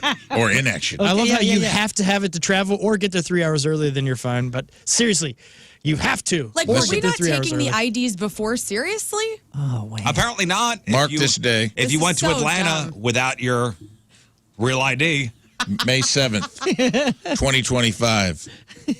Prognosticator, Pope Rafe I. Go. Within a week, they're going to walk this back all the way. Yeah, we might have to break a few eggs to get this omelet made. They might make it a little bit of a pain in the butt till May 10th. But I'm getting home. But by the end of this weekend, when they see how much they had to staff these airports, because the money they're going to have to spend to enforce this, they're going to walk it back so fast. How enforce And all you it? suckers holding your real IDs that you paid money for when you had a perfectly good ID that didn't expire for years, you're going to feel real. There's people that have had real ID since 2020, dude. I That think had to get it renewed when since I they got got my it. renewed, what do you mean? Like I don't think you know what it is. I do know what it is. It's the same idea. It's It's just, data mining. just some other validation. What I have is no the idea. difference? Do you know what it is? What is the difference between the old ID and the new ID? I don't. Star. It's an I upcharge. don't We got a know. cool graphic. I don't has know. star. I don't know its purpose. Yeah, this one has and a none star of it on it. matters because it's that easy to handle. We're up in arms and not getting home from Atlanta because of a freaking star not being on my stupid Yeah, ID. You know how much alcohol I've bought with the ID that I had before I got, and I do Thank have you. a real ID. Ignorance of the law is no excuse. Listen, Oh, I know about it. I just refuse to do it. Cool, man. You're going to I'm be just a saying- hermit that doesn't pay taxes and gets dragged out of the woods. I'll pay maybe my the taxes. government needs to stop acting like everything's legit when it's not. You know, Thank Like, you, dude. Basically- so Thank you, basically dude. that- Give me that. so Why is basically, somebody speaking my language in here, dude? so basically, the difference is the requirements to get one. So you need That's it. more documentation. Exactly, Riz. And why is that? Oh. Because now. Because of terrorism. That's why. Well, you know what? If we And do it's a this, dumb hang on. thing. If we All do the this, the terrorist terrorists things win, dude. happening. If you get a real ID today, the terrorists freaking Thank win. you, dude. I'm not sure how we're connecting those dots. It's Terrorists rebels, man. I'm not sure how we're connecting those dots. Well, here's what I don't know. Real Hold on. rebels. You know Because what? now I'm amped. I don't know how me proving I have an electric bill means I'm not a terrorist. Yeah, that I'm not an Al versus now. Qaeda. What? Well, I It's got just an such a electric dumb bill. illusion of security that's just making us jump through hoops Exactly. This is corporate and pay money for a new ID and go through the hassle of going to the DMV for nothing. for nothing. Then and you know move what? to And I gotta- Canada, Okay, bro. next thing you know, Last time I you're going to tell me checked- to wake up. Wake up, sheeple. Hey, guys. What's that? Yeah, get your real ID, you freaking sheeps. Yeah. Hey, this sheep can travel. You idiots are stuck Do in you have a Lambert. real ID? Of course I do. I'm organized. I got it 2 years ago. What are we talking She's about? had it. She got one before they came out in 2018. We don't even know how she got it. I don't even know how I got mine. That's what I'm saying. She I've went to had the it for- school nurse and was like, I think I have to have a real ID or I might die. And the school nurse gave it to her. Yep. But it's You know- funny that they claim it's more documents, but I'm pretty sure it's the exact same thing It's you not. needed before. Well, and also It's for not. women who have had name changes, we have to have I believe, an original birth certificate, and then we have to show our name We're change. adults, and we deal when you know you're going to the DMV to get your license renewed. You gather the Well, you know right what? documents. You know Yeah. what? My grandpa Remember died, when you and I'm in gathered the right- Atlanta for the funeral, and I'm not thinking about real ID, dude, Oh, good because I'm point. in grief. Well, point. rent a van. She's grieving. You're gonna have you're gonna make Well, a grieving I'll deal with daughter We'll see. get strip searched. We'll see Right. the countryside know. of Georgia. Must I guess be I live nice, in dude. Georgia now, Hey, you guys. You're driving. what's it like to be the Stormtroopers, guys? Because I'm part of the rebellion. That's- You guys work for the Empire. Don't even know it, man. Well, you good think you're luck. the good guys. Good luck getting a Naboo. It's the same stuff you need to get your passport, you idiots. Well, that's Good luck. inspiring too. I'm stranded in Naboo. Good luck getting off planet, Jedi Rafe stupid. wouldn't get his real ID. This ID will do fine. That doesn't work on us. Oh, man. You don't Guess I need live it. in Tatooine now. These are not the IDs you're looking No, for. it's an older code, but it checks out. Oh, man, Well, we just we'll made see. a lot of nerds happy. This is government red We'll tape. see what happens. All right, good luck. I got my real ID. I don't have to worry about I it. know, Mark me my neither. words. Mark the words of Uncle Rafe. Wait it out a week. Give me liberty. Coming in All right, on the here- 618 Riz hates Allie. freedom. Yeah. Listen, Allie's on the phone. Can you provide some insight here, Allie? Yes, I believe, if I remember correctly, when this first started coming out, think about it like this. Your ID is on a local registry with the state of Missouri, okay? If you get pulled over in Missouri, they can see all your records. If you go to Illinois, they can't pull Missouri records. If I remember correctly, a real ID is like a national database, so everyone can see your records. You agree for everyone to have access. So if I get pulled over in Illinois, they would be able to see my history, my driving history, my legal history. Oh. I believe that's what the Scary. real ID was. So, Yeah. Allie, what Scary. you're saying is like you our don't- privacy isn't Thank you, around Allie. You don't want to be an God. American, Scott? You want She to said secede? exactly I'm in what I Missouri. said. Would you It's like to data secede? mining, dude. Dude, this is Oh, boy. Okay, Big Robert idea E. for Lee. They want to know they want every piece of your information, dude, so they can log it away and use it against you. Well, guess what? Sic semper tyrannis, my man. You know what? That naked guy at Lambert's making a lot more sense Yep. because you know Right. what? They want the real ID. It's my birthday. Yeah, that's the next thing. They're going to just scan your bunghole. It's got a it's star, not right? like You're going to go to TSA, instead of taking What your about picture, you're going that? to bend over and spread your cheeks. They're going to scan your Dark Star, man. That's what's next. Is It's that not what like you they want, just America? Sprung this on us. Bend over and spread your cheeks for TSA. Well, first they came for the real IDs. Then I said nothing. Buttholes. Then they came for our buttholes. Well, I'm going to be on the right side of history. That's right. I'll tell you that. That's right. Yeah, sounds good. I stand for the buttholes of America. Thank you, man. Boy, if I next time I fly, I see Rafe at a TSA checkpoint with his pants around his ankles and You might as well scan this. spreading his butt cheeks. Oh yeah, it I says know that- what's going on. It says that it started because not all states verified citizenship to get a license. So the real ID gets those states to verify citizenship. So no matter what the state you know they are in, this person is a U.S. citizen. y'all are rebels. What, my birth certificate wasn't enough? March 28th, 1985. Suck it, George Washington. Good luck. You're good. Okay. I mean, I have it. You're all right. you guys act like this is a big hoop or so, or like a little hoop, a difficult hoop to jump through. A hoop's a hoop. Rafe, don't jump. I don't do hoops. I don't jump. I'll blow out both of my meniscuses if I even try. Look, I'll try to jump right now. My feet will not can't leave the jump. floor. Rafe jumps for nobody. No one. Oh, not to I physically can't. Physically, my butt just clenches up and my feet stay on the floor. not to sidebar on that, but it is triggering me. Yesterday, I read an article that said if you kneel down and you can jump up to your feet I saw this. from the kneeling, like you are 30 years old. Yeah, and I saw some Like your people health. fail miserably. And I with did this. it in the hallway yesterday, and it was hard. Okay, Say- so say You did from do your it? knees Yeah, you have to. Yeah, If you're kneeling down. Display. Okay. You have to be very limber to do this, by the way. Well, I feel like I could do this. and I'll- What are you well, talking can't. about? You don't have shins, so maybe let's you could just see. like roll forward. I'll try Let's to- see. Let's Don't see. hurt yourself on this Well, hard floor, 'cause this is hard very floor. difficult. So you have to be kneeling. Oh, on your You have knees? to- you have to pull up. I feel like I could do this. That sounds. You think you can, and then you try. I'm not going going to do it. She also has 1 foot legs. Wait, and this determines what? If you do this, like your body. Your metabolic age is 30, is supposedly. 30. Yeah. So I am definitely. Or like your almost joints. 40 This is in not my the body. floor What for is me to this? try this. Well, try it You can put me in a bounce house if you want me to do that. This is not the floor for me to try this out. I need carpet. I feel like this is something I could do. Yeah, I'll try it Try later. it later today. I'll let you know how it goes. Everybody. I missed I'll do it in the whole thing. hallway. Okay. We'll You video will? it. Yeah. Wait, you chicken? I don't I kind of jump. am. Why? I'm going to give it a go because my knees hurt. My knees are If you everything. have an hurts. actual knee injury, you probably shouldn't do it. Yeah, don't do it. Oh, that makes me want to do it. I know. See, I'm a I rebel guess I too. want to get a knee injury. Walmart's going to remodel 650 of its locations across 47 states as part of its Stores of the Future project.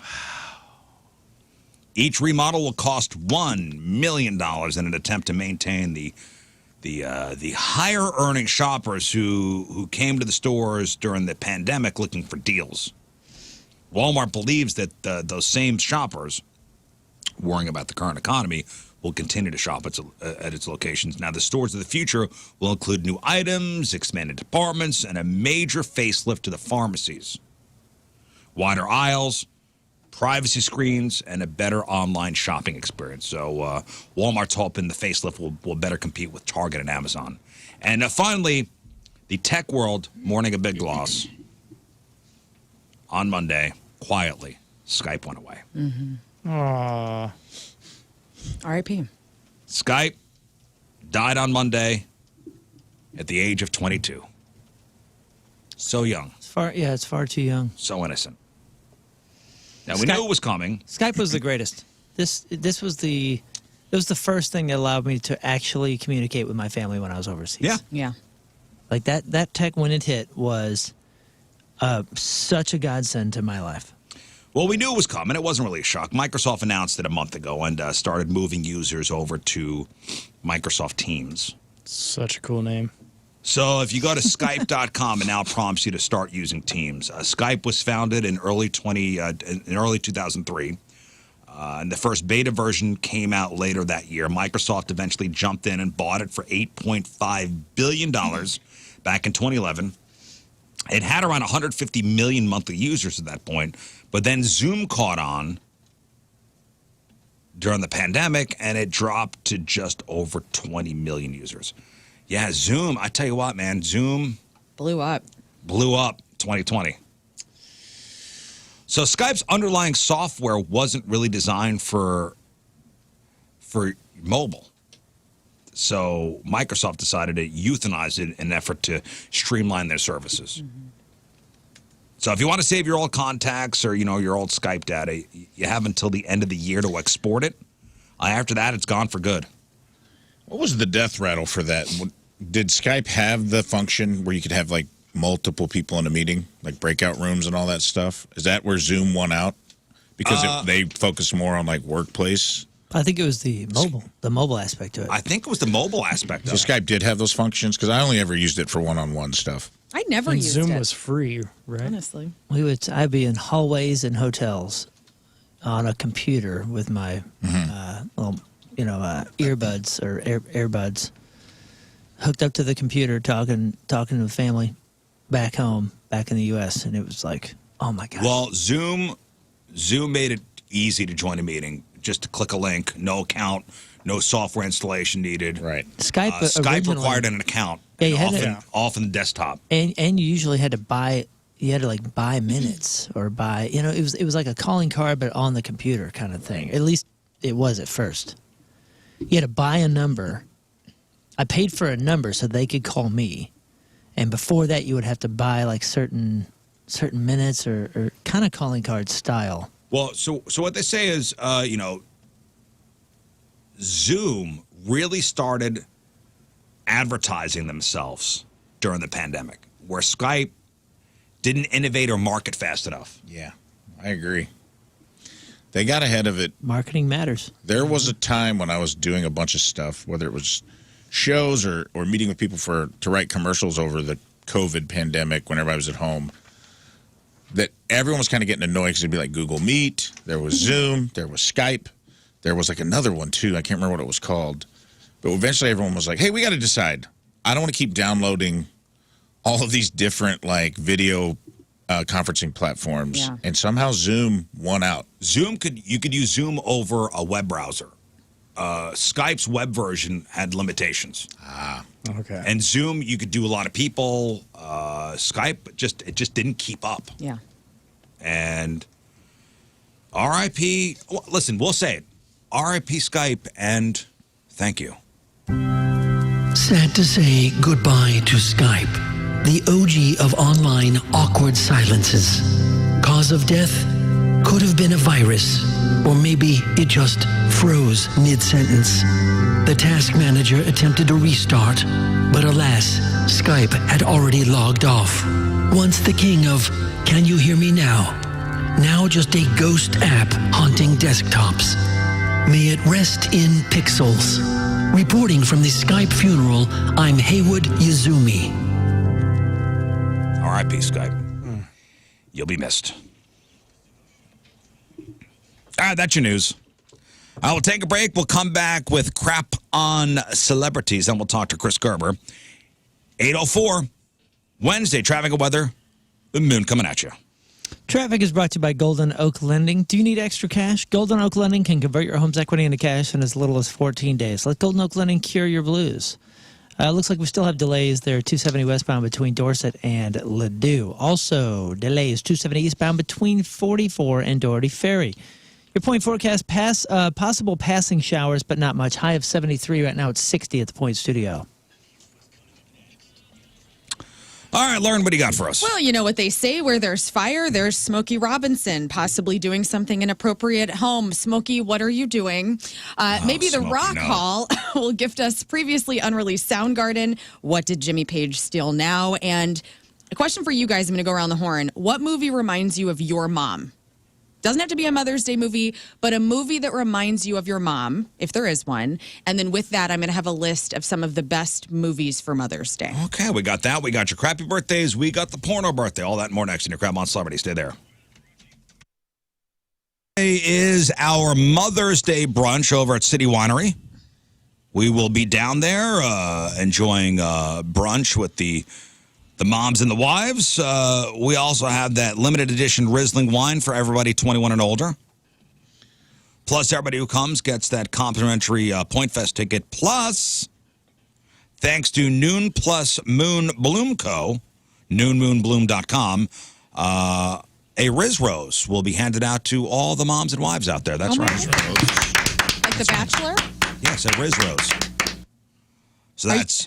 Can What? we get you in a ceremony where you have all the roses and then we get all the moms in a group like they do on The Bachelor, and then you have to call them one by one, and then one mom leaves without a rose? Oh, no. I don't know if that's a great idea, but okay, if you want to organize it, I'll try something. We'll see. So that's this Saturday, the City Winery for the Riz Show Mother's Day brunch. Get all the details at 1057thepoint.com. Get your tickets there as well. Hey, if you missed Punk Rock Disney last weekend, there is another opportunity to see your favorite Disney songs all punk rockified. Moon? Yeah, or maybe you didn't get enough and you know that we're constantly adding and growing the show. Can You Feel the Punk Tonight just announced punk rock celebration of the music of Disney. We are taking it outdoors to Chesterfield Amphitheater. Wow. August Sweet. 8th. So we will do August 8th outdoor Chesterfield Amphitheater, same place that we had the Eat and Treat way back in the day. Way back in the day. Awesome venue. They've been doing some incredible shows out there in a summer concert series. You know, just people hanging out, families and all that. Tickets are going to be available as of Friday, this Friday at 10 a.m. There are family 4-packs, but those usually go really quick. We can save a little money and take the whole family, or maybe gift it to a family that you know would love this kind of show. The last weekend's shows were huge, greatly successful, and we were taking polls afterwards on which songs were everybody's favorite and which ones we should add in that we may not have done yet. And we've already got a growing list, and it's going to be so much fun. So an evening show.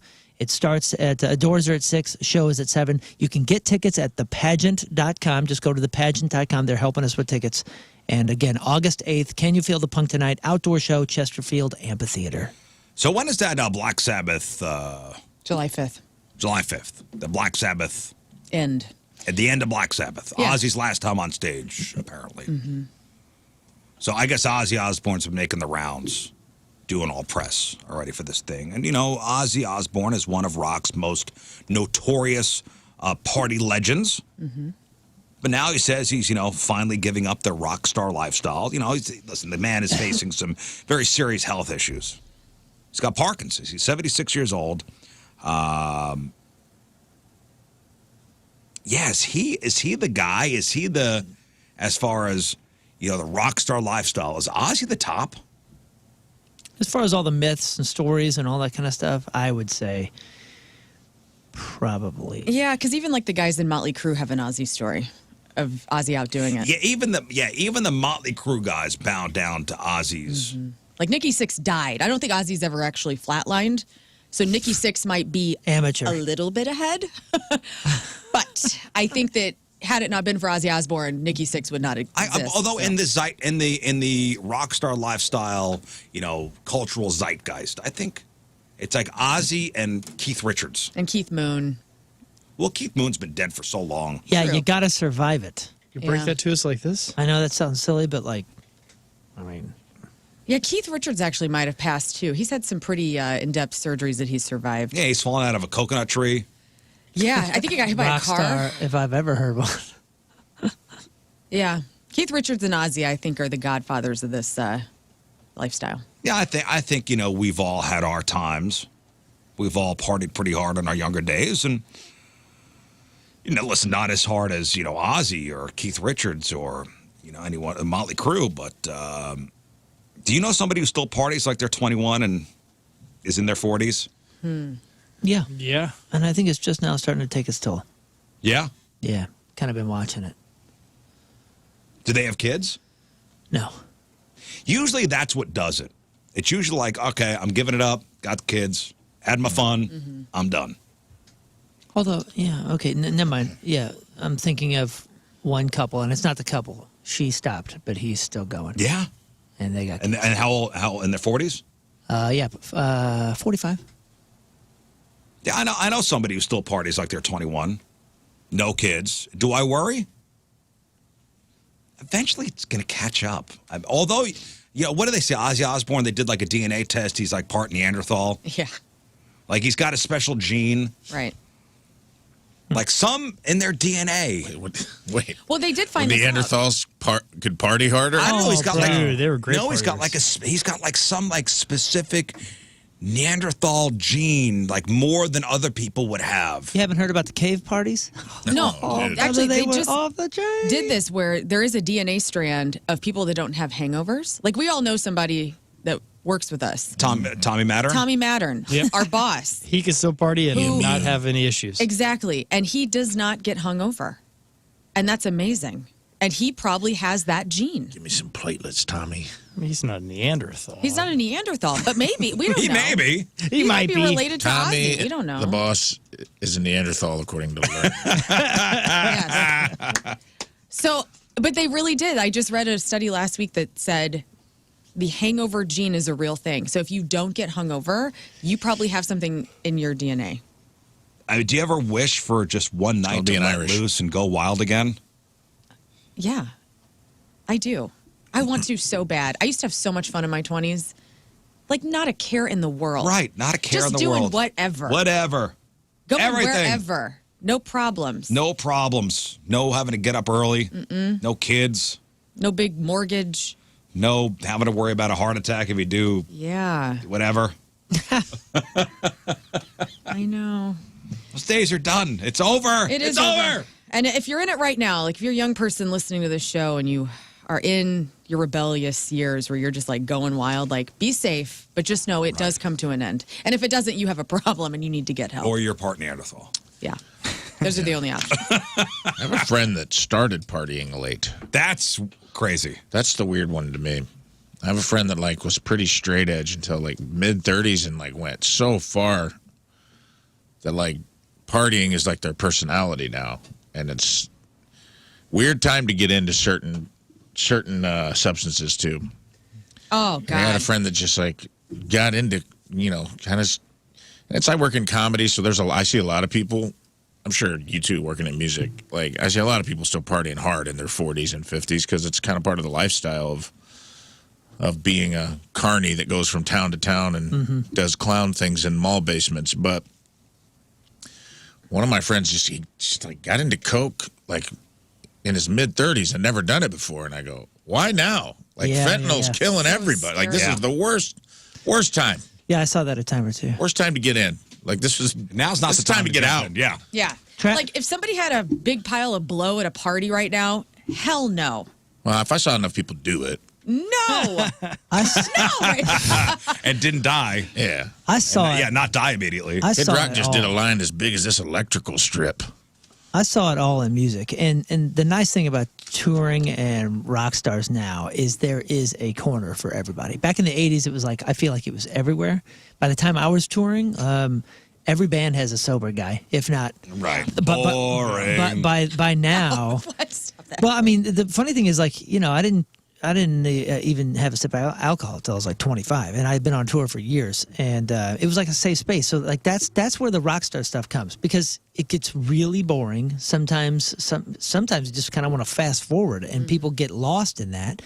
And then here's the worst thing: you're traveling, you're out there for 2-3 months at a time, and every single place you go is offering you free booze. And free this and free that. It's in every refrigerator. It's in every rider. Like, you're not paying for it. You know what I mean? So I think a lot of people, they're all drunk and doing their partying until it, like, becomes way too expensive by the time you're 28, 29. Well, like, in rock star land, everything is free. You almost don't want to leave beer behind. Yeah, because you feel like you're losing money. Yeah, so then the bus is just filled with this, and you're like, oh, God, I'm bored. I might as well do something. Nothing's free. Eventually, you'll have to pay the piper. Exactly right. And that's why almost every band I'm touring with right now, pretty much alcohol free. Yep. All right, today is May the 7th, back of the day. 307 years ago in 1718, the city of New Orleans was founded by the French. 80 years ago in 1945, World War II officially ends when Germany signs an unconditional surrender in France. 60 years ago, speaking to Keith Richards, 1965, Keith Richards fell asleep in the early hours of the morning while improvising on a new guitar in his hotel room in Clearwater, Florida, probably after, a night of partying. When he woke up, he couldn't remember the riff, but noticed the tape recorder he'd left running. Played it back. It was the opening for I Can't Get No Satisfaction. That's the legend of that story, or that song. 29 years ago, 1996, Martin Lawrence, hospitalized after suffering a nervous breakdown. He ran into traffic. He yelled at cars. He screamed he was fighting the establishment. The cops also found a gun in his pants pocket. Did you go on that quote? Something about a real ID. Mm-hmm. Yeah. Was he naked? I will not comply. 20 years ago in 2005, Gwen Stefani's Holla Back Girl hits #1 in the U.S. 18 years ago, 2007, Sammy Hagar sells an 80% stake in his Cabo Wabo tequila company to Grupo Campari for $80 million. Speaking of steak, does it smell like breakfast everywhere? I feel It like smells like bacon. I'm in it smells like bacon first right now. watch right now. I did notice something smelling really, really good. I'm so Are we getting a distracted. breakfast All of a drop? sudden, it smelled like Yay. I bacon. think it smells like fried chicken. Oh, it smells. What? Am I I'm wrong? losing my mind over here. Riz, go on. Focus. All right. Whatever. Sorry. It doesn't matter. Whatever. It needed to be said. Did I it? was just making sure my brain was All right. okay, guys. Time to find out what's going on in the world of music and entertainment when you grab on celebrities. Well, Smokey Robinson and his wife, Frances, are named in a $50 million lawsuit accusing them of sexual Whoa. battery, assault, false imprisonment, and gender violence. What? Yes, 2 different women came forward. The complaint was filed yesterday. 4 different women who came forward who worked as housekeepers for the 85-year-old singer between 2012 and 2024. So these ladies worked for Smokey Robinson and his wife for 12 years. Details are expected to be announced in a news conference with the plaintiffs today, but the New York Post obtained documents that say Jane Doe 1 worked with the Robinsons in 2023 until 2024, was sexually assaulted at least 7 times until her resignation. She goes into details saying that Smokey Robinson would take his wife to the nail salon. He would hurry back, knowing that he would be home alone. And upon returning home, the defendant, Smokey Robinson, would call her into his bedroom, lock the door, escort the dog out of the room. He would then have showered and clothed and be only in his underwear. Then he would neatly place a white towel on the bed, not to soil the bed linens in preparations for what would occur. And I can't go into more of the details on the radio. Dang, like it's crazy. It's pretty bad. So was he forcing himself? According to this, allegedly he was forcing himself onto these women. Whoa. And it's not good. Smoky. And the details of it are pretty awful. Has he been arrested, or is this just a He has civil? not commented on the allegations yet, so there's going to be a news conference later today. So criminal charges or just civil charges? What is the difference? I'm sorry. I didn't have that noted. Civil suing. Civil suing. Criminals, I mean, you go to jail. Let's see. So I wonder if he's been charged with anything, or is this just I'm taking it to court? Filed a lawsuit. It doesn't say if it's civil or not. But we'll have more details later today after this news That conference. sounds civil. Sound civil? Yeah. Soundgarden still has plans to release its final album with Chris Cornell. This is the one that back in 2020, if you remember, Vicky Cornell, Chris Cornell's widow, and the remaining members of Soundgarden exchanged lawsuits a couple years ago about. Well, Vicky claimed the surviving members were cutting her out of the royalty payments that would have been Chris's, while the band claimed that Vicky used funds raised during a 2019 tribute concert for her personal means. So Kim of Soundgarden says that it's going to be a great gift to the fans, and they do think about, you know, how strange it does sound, but it also will be a gift to Chris as well. So I look forward to it. I mean, I remember when the lawsuits were happening, I'm like, oh my gosh, I just want to know what this music sounds like on behalf of the fans. And so the last released album from Soundgarden was 2012's King Animal. So this will be music that we've not heard before from Soundgarden, hopefully coming out. So was this stuff meant to come out, or is this like stuff that was scrapped? This was unreleased Soundgarden material that was recently recorded, or stuff from... It was recently like, hey, recorded. This didn't make it onto Super Unknown, or I believe this was right before he died. This was material that they had recorded. So I guess newer stuff rather than 90s Soundgarden. Okay. Amy Lee of Evanescence has teamed up with Halsey on a new song called Hand That Feeds, taken from the new John Wick spinoff movie Ballerina. The song's going to be released on Friday, May 9th. Listen to a little snippet. They did a little teaser. It sounds okay. Halsey, kind of Halsey's interesting. amazing. Well, she just got done working with Trent Reznor, right? She's the one with the short hair? I Yeah. don't know. She's such a talent, and I know she kind of like stepped back after the baby or something like that. Not familiar with her works. Dude, She's good. she has a spectacular voice and is a great writer. Like, And she's a cute little actress. She's out there. But interesting, Hand That Feeds reminds me of Nine Inch Nails. She did just work with she just worked with Trent Reznor. So I'm like, I wonder if she has a little influence of Trent on this new song. Just to put this to bed. Yeah. Chicken fingers in the front conference room if you guys want them. From who? Oh, thank goodness. From who? Told you. Is it from Lee's? I don't know, but it is a strong. Okay, so think about this. Whatever chicken fingers there are that are in there, it would have to go from down the hallway To make a turn. Yeah, through a studio steel door, or it's going through the air ducts. Maybe they just held it up. Do you want I to go don't check know. to see what it Fun. is? The Rafiki and I'm going to say it's Lee's. This is like a new pope for us. Instead of white smoke, it's just the It's fumes Lee's. of Lee's Yo, chicken. if it's Lee's, don't sleep. Lee's is great. Should I go check and make sure it's... Yeah, Yes. go get it You all. let us know. Yeah, but make sure you grab it. No. Because I can't get through crap on Before celebrities without somebody knowing else. what kind of chicken this I is. think it's Lee's. Okay. Go, Scott, go! Hurry. Okay. In the meantime, Jimmy Page is headed back to court over Dazed and Confused. The original songwriter Jake Holmes has filed another lawsuit claiming that the track was miscredited in the documentary Becoming Led Zeppelin. And I thought of this. as I watched that documentary, I thought, you know what? I'm not seeing any credits being talked about from all the music and the influences that Led Zeppelin stole from. A lot of black artists that Led Zeppelin took things from. Like, I mean, for instance, Babe, I'm Gonna Leave You, the Lemon song, Whole Lotta Love. Like, these are just a few of the songs that they've gotten in trouble from over the years by not crediting the original people. Got in trouble, yes, but are legally obligated to. Oh, yeah. The estate of Willie Dixon, I remember reading about this with a song called You Need Love that was written by Willie Dixon, sung by Muddy Waters. That is the inspiration for Whole Lotta Love. But do they legally have to give him credit? Yes. That Willie Dixon, Muddy Waters are credited because of the lawsuits that came forward a long time ago. And now this is happening again with Jake Holmes saying, hey, you did give me credit on Dazed and Confused. Like, if you go to Wikipedia and you look up Dazed and Confused by Led Zeppelin, you will see Jake Holmes credited to that. But in the documentary film, and I kept looking for it because this has been such a thing, and they didn't credit who they needed to in the film, at least not in the actual. Okay, I got a Whole Lotta Love, which you're right. Willie Dixon sued Led Zeppelin for copyright infringement. Yes. The case was settled out of court in '85. Dixon was added to the songwriter credits. Yes.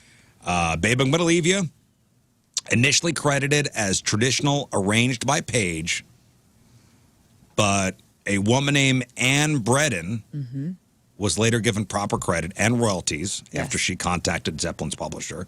Dazed and Confused, you just talked about.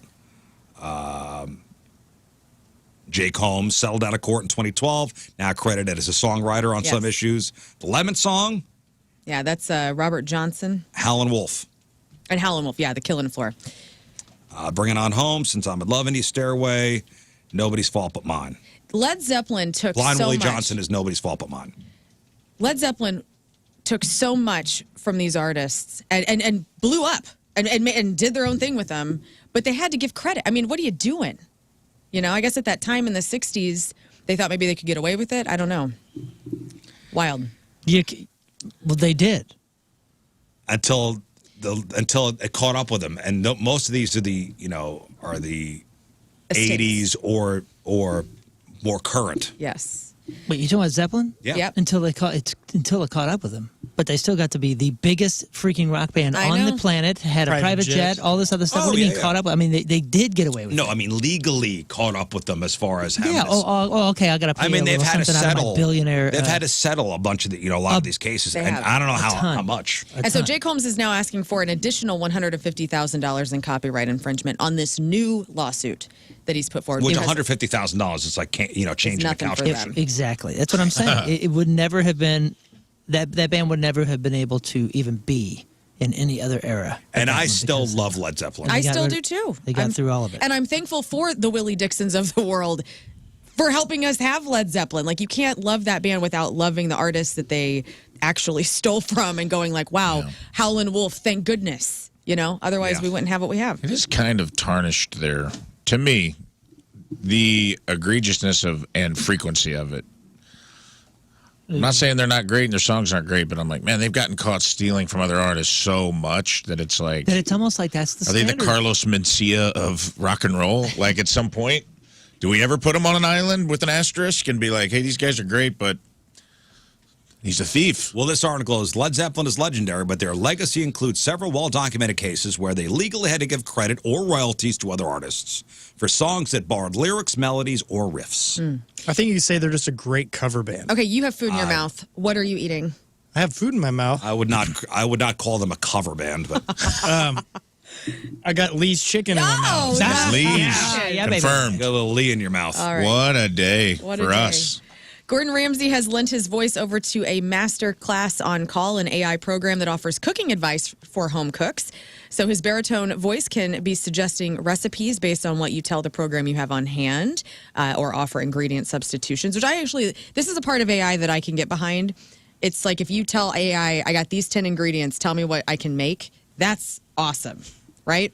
Pretty cool. And if it's in Gordon Ramsay's voice, I think that's kind of on him. He lent his voice out to AI. Now they're going to have forever and probably exploit the hell out of it. But this is cool. So if you're a Gordon Ramsay fan, be on the lookout for it. There's other masterclass on call experiences with like Mark Cuban and different people that are starting yesterday. So I'm a Gordon Ramsay fan. Just don't follow it to the letter. Like, use your Use your common sense. If AI tells you to add 2 AA batteries to your cake batter, don't do it. Yeah, They were having problems with that for a while. Add Clorox to your souffle. Okay, Gordon. Do you want to hear what Gordon Ramsay sounds like? Because I just threw over some AI yes. Gordon Ramsay, and I believe these are edited. Okay. Here we go. I hope so. You stupid. Did it hurt? No, sue me. Okay. Here we Okay. go. Oh my God.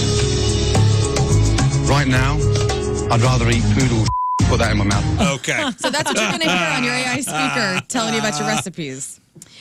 Speaking of food, a new specialty popcorn bucket that Regal Cinemas came up with for Mission Impossible: The Final Reckoning, which is presenting Point Fest this year. Yes. Might be the coolest one yet because you got to open it with 2 different keys, y'all. So apparently it's a nod to the last movie, Dead Reckoning, where Tom Cruise has to get a special key to control a dangerous AI entity. And so now you're going to need 2 keys to open your popcorn and eat it while you're watching The Final Reckoning in theaters on May 23rd.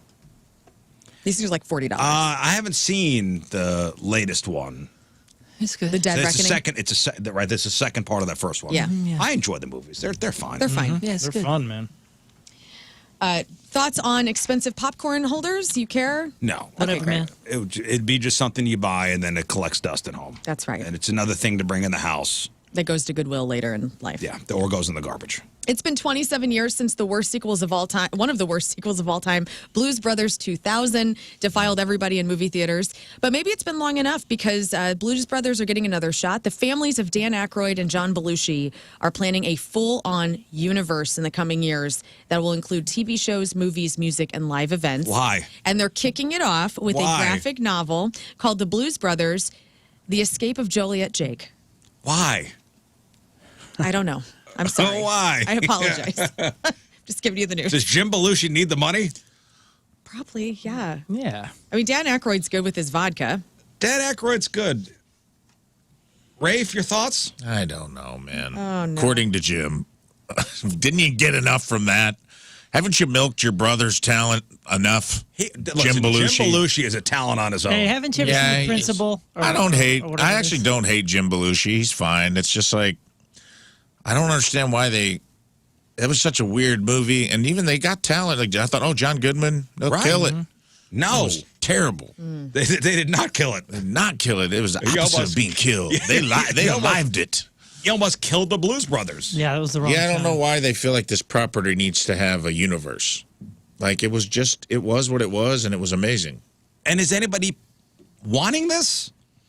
It's hard to connect with young people. And just like the Superman thing and all that, I'm going to go ahead and take the stance of maybe it'll work. Fingers crossed. Hopefully it works. And it brings that whole vibe in some way, or even just a fraction of it, to younger people. Because I can't show my kids Blues Brothers and have them understand it in any way. It's a little thing from like the early 80s. The music is so good. The band is music's so great. good. Yeah. I get it. The movie's awesome. Was it was the not 70s or 80s? That was 70s, wasn't it? know. John 70s, Belushi died in 82. I think it was. 1980. Carrie Fisher's in it. 1980. I mean, God dang, dude. Cab Calloway. I mean, it's Yeah, it's Aretha such, Franklin. It's such a piece of art. It really is like a piece of work that this generation is not going to understand, and I get it. It's a different era. Well, I What a apologize. great! I mean, dude, that It's movie happening. is so good. That's a movie I could turn on at any point. We're going to see the Penguin. Yeah. Well, more is coming, and it's probably going to ruin it for you. So maybe don't look if it happens to pop up on your screen. However, the director of 10 Things I Hate About You is developing a sequel. I don't know how I feel about this because that's also a great movie. Directed in 1999, the rom-com Jill Younger revealed a second movie is in the works called 10 Things I Hate About Dating. No Heath Ledger in this one. Why? It's very unfortunate because he's dead. Yeah. Well, speaking, like, who are they casting? Like, who are the Blues Brothers casting? Who are There's no details on that yet. They're starting with a graphic novel. Julia And then- Stiles coming out of retirement? I don't know, dude. Is she going to be like a cool teacher? Is she now the woman who's writing the romance novel? I hope so. I don't know. And then, guys, the best news ever yesterday about sequels is Practical Magic 2 is coming out, and Nicole Kidman and Sandra I Bullock. know you like that movie. I love this movie, and a lot of women love this movie. Plot details have not been shared, but Sandra Bullock and Nicole Kidman will be back as the Owen sisters, And I look forward to it. And finally, Mother's Day is on Sunday. I have a movie that reminds me so much of my mom, but I want to ask you guys, what is a movie that reminds you of your mother? My Cousin Vinny. Okay. And why is that? Because Marissa Tomei sounds like my mother. Yeah. That's Roseanne. That's the first thing I thought of. That's awesome. Like, what movie reminds me of my mother? Anytime My Cousin Vinny's on. That's it. So it reminds you of her because the way she character speaks. reminds you of her, Yeah, not yeah. because And, like, it's a you- movie that she likes. She loves that movie, too. You probably watched it with I her. remember. We saw it in the theater. Yeah, that's great. It's perfect. Gone with the Wind. Gone with the That's Wind. my mother's favorite. Yeah, I 4 never- hours. Came out when she was a teenager. That's great. And how many times have you watched that with your mom? 0. What? I've never seen it. Oh, please, this How does weekend. that movie remind you of your mother? It's my mother's She favorite just movie. loved it? She just loves it. I know she's probably seen it 100 times. She loves it so much that she convinced my daughter to watch it. My daughter came out of her room and goes, "Grandma just made me watch Gone with the Wind. That's the worst movie I've in ever in the spirit of the question, not your mother's favorite movie, but what movie reminds you of your mother? Maybe seen." we watched When it. I see Gone with the Wind referenced in any way, But what movie it makes have me you think of my seen mother. In the spirit of the question. I thought that was the spirit. I'm sorry. I'm not sure I've ever seen a movie with my mother. Oh. No, that you don't have to. You don't have to it see just it makes you with your think of- mother. Oh, a character. Makes you not even a character. It's a movie that makes you think of your mother. I mean, it's Gone with the Wind. Go And around and okay. I'll think of another answer. Your answer was okay. What about you? Go ahead. Oh, I was going to say Beaches. I watched Beaches with my mom. My mom loves beaches. Beaches dude. and Dirty Steel Dancing. Magnolias and beaches. Dirty Dancing and Beaches are my mom's movies for me. Hang on a second. Did you say you've never watched a movie with your mother? I don't think so. What? I mean, You never gone to the movies with your ma? no. The only movie that I can actually, I think I was in a theater with my mother was Forrest Gump. Okay. Forrest Gump. I think that's There what you go. happened. But no, I mean, where would I have? I mean, how? Like as a kid, you didn't Yeah, watch a she movie didn't with take your you to mom? theater? No, my Like dad was Jurassic Park? No, my dad was movies like through and through. He lives movies. My mother was baseball, Cardinals baseball, and Law and Order. And Law and Order's on. You got to get out. Yeah, I can't watch that. Rafe, what about Jackie? What I mean, reminds you if of her? we're talking about characters reminding, it's Everybody Loves Raymond's the mom. If we're talking about movies, The Jerk reminds me of my mom because, which sounds bad, but it's like How that's insulting. No, she introduced me to that movie. That was her favorite. Okay. Like she kind of gave me my sensibilities and like my dad didn't really have. He's like a Three Stooges. He's not the brightest guy. He kind of liked the slapstick stuff. My mom introduced me to Bernadette. She loved Bernadette Peters and The Jerk, and like introduced me to Steve Martin's comedy. So that makes me think of her. Like I remember watching that movie together and having that experience with her. Mm-hmm. And then she loved a movie called Comeback Little Sheba. Come back, little Sheba. It's like a movie with Burt Lancaster. Man, she watched that movie like 30,000 times. Oh, dang. The lady that played Hazel. And then a movie called Home from the Hill, where I got my name. She made me sit down and watch that movie with Robert Mitchum and George Papal. That's nice. But The Jerk is a movie, when it comes on, I think of my mom. There we go. Perfect. Scott. For me, the one that makes me think of my mom is Showgirls. But the one I think that Somebody had to do it. Yeah, I think the one that really relates is one of her favorite movies is Fried Green Tomatoes. Oh, yeah, that's a and the classic. Kathy Bates character in that I is. think my mother loves That's that all too. good. Fried green tomatoes. Well, cool. Well, watch a movie with your moms this weekend. There is a top 10 list of some of the best movies to watch on Mother's Day. I'll just give them to you real fast. The Babadook, which is a horror film. That's number 10. Stepmom with Julia Roberts and Susan Sarandon. It's a great one. Mommy Dearest, which is great. Away We Go, Lady Bird, Pride and Prejudice, Coraline, Everything Everywhere All at Once, The Parent Trap, and then the number one mom movie is Mamma Mia. Mamma Mia. Celebrity celebrating a birthday today. How old do you guys think Mr. Beast is? He's not even 30. I know. I thought He's he was like 35. 25? He's 27. Oh. Isn't that silly? Alexander Ludwig. That's Bjorn Ironside on Vikings, the oldest son. He's 33. Earl Thomas, Ravens defensive back, is 36. A.D. Bryant from SNL is 38. Breckin Meyer is 51. Eagle Eye Cherry is 57. Tracy Lords is 57. Amy Heckerling is 71. Randall Tex Cobb is 75. And Bill Kreutzmann from the Grateful Dead, the drummer. He has played every single one of the band's 2,300 shows. He's 79 years old. Well, porno birthday is, as you mentioned, I mean, she deserves 2 mentions. Tracy Lords. Brought to you by Patricia's, where fun and fantasy meet.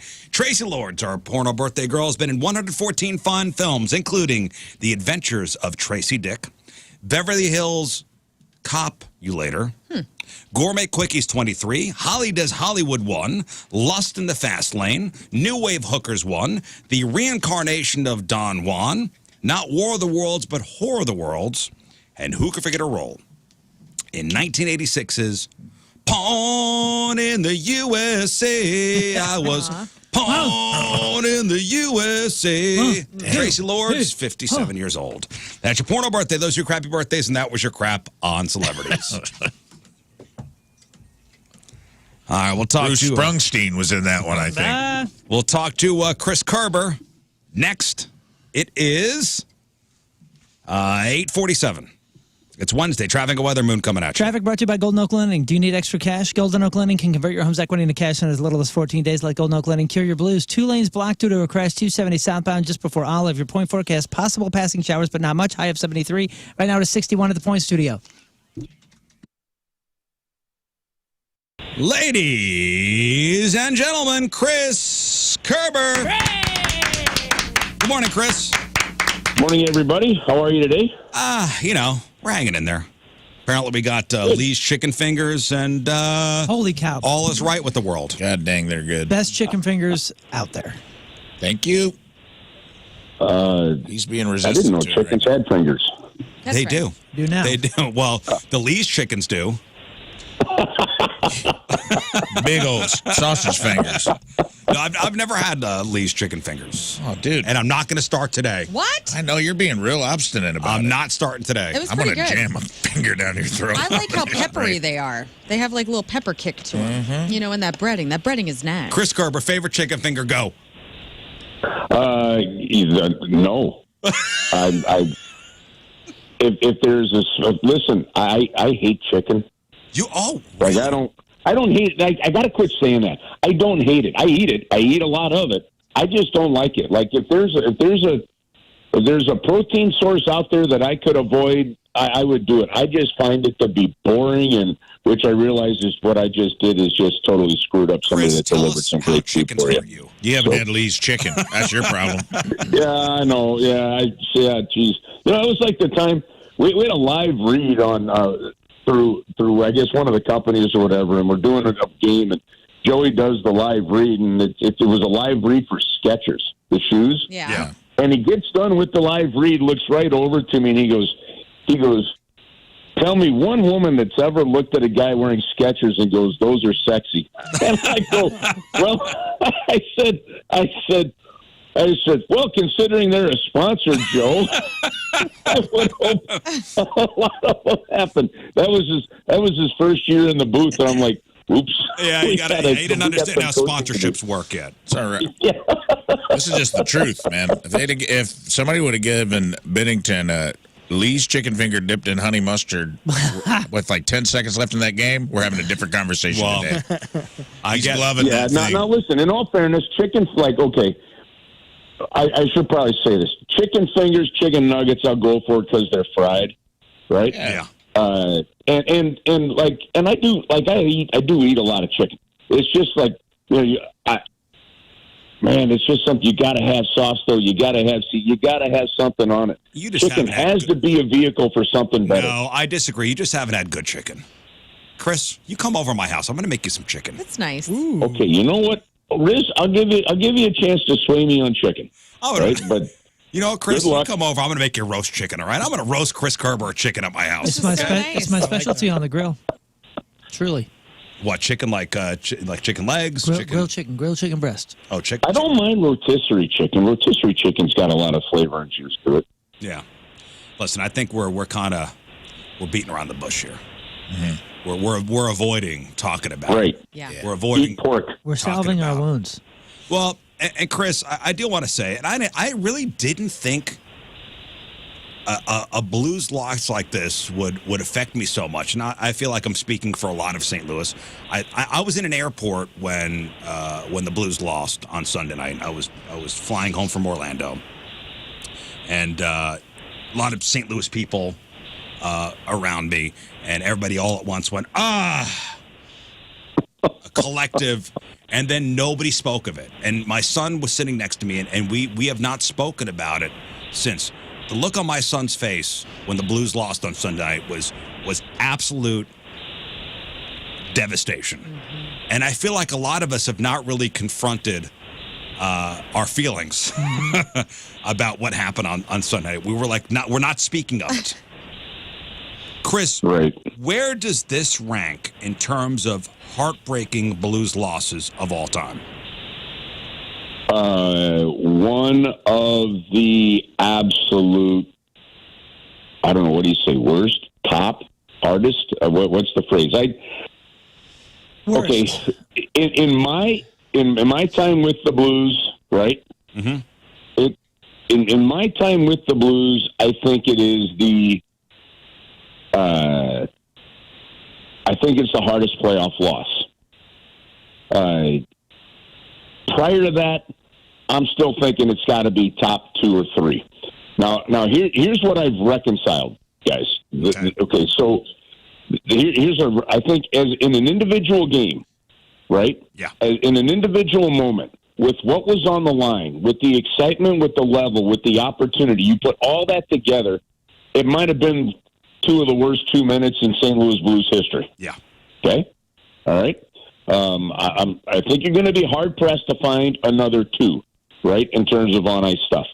Okay, so, but having said that, so I think from an individual game standpoint, it absolutely has to be in there as the top 2 or top 3 kind of worst endings to a Blues game.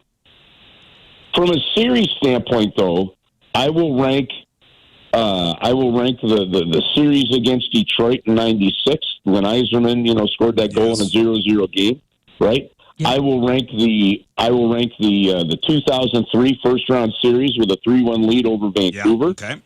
Okay. And I'll even rank that early '80s, that 80-81 team where that was like number 1 in the league, right?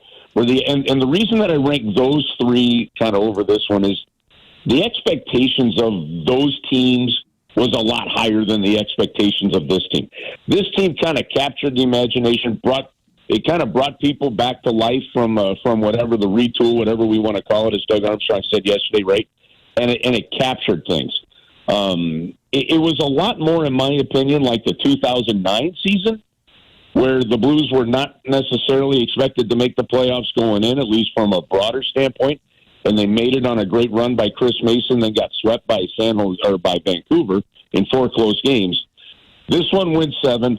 So the challenge that you have here is it's okay to turn around and say that that 2 minutes stunk, that you had the game, that you lost the game, you didn't get the bounces, and it also. Chris, you're talking big picture. Okay, you're talking big picture. I'm talking in the moment. I'm saying it's okay to say that sucked. I know what you're saying. I know what you're saying, and comparing, especially the expectation of that '96 squad with Gretzky there, and it was, low scoring and all that. That Yzerman goal was an absolute pierce to the heart. But dude, the difference, and I actually agree with you now that I'm kind of just like trying to think about it and soak it all up. But the fact of the matter that we know it's possible now after 19. And being here and the comeback and the 12 in a row and that whole thing, and knowing that you can have a team turn it on at the end and get the bounces and beat the Sharks like we did, and then go to the Cup and win the Cup like we did, knowing that it's possible, knowing that it's like it can be handled. This was so. It would have been better if it was. It would have been better if they lost 7-0 in Game 7. Dude, what a disappointment! No. Yes, it would have. Dude, we thought we had it. Everyone, the team. Why would you want that? Because why would you want that? At least it was a hell of a game. I mean, that's the thing. I mean, yes, this is why you. But in terms of the hurt, Chris, because St. Louis is hurting. Yeah. It would. Sure. You'd rather. But at least they showed up and showed out, right? Because it's always it's always the what if. I know Jim Montgomery said, somebody asked him yesterday, what would you have done different? And what did he say?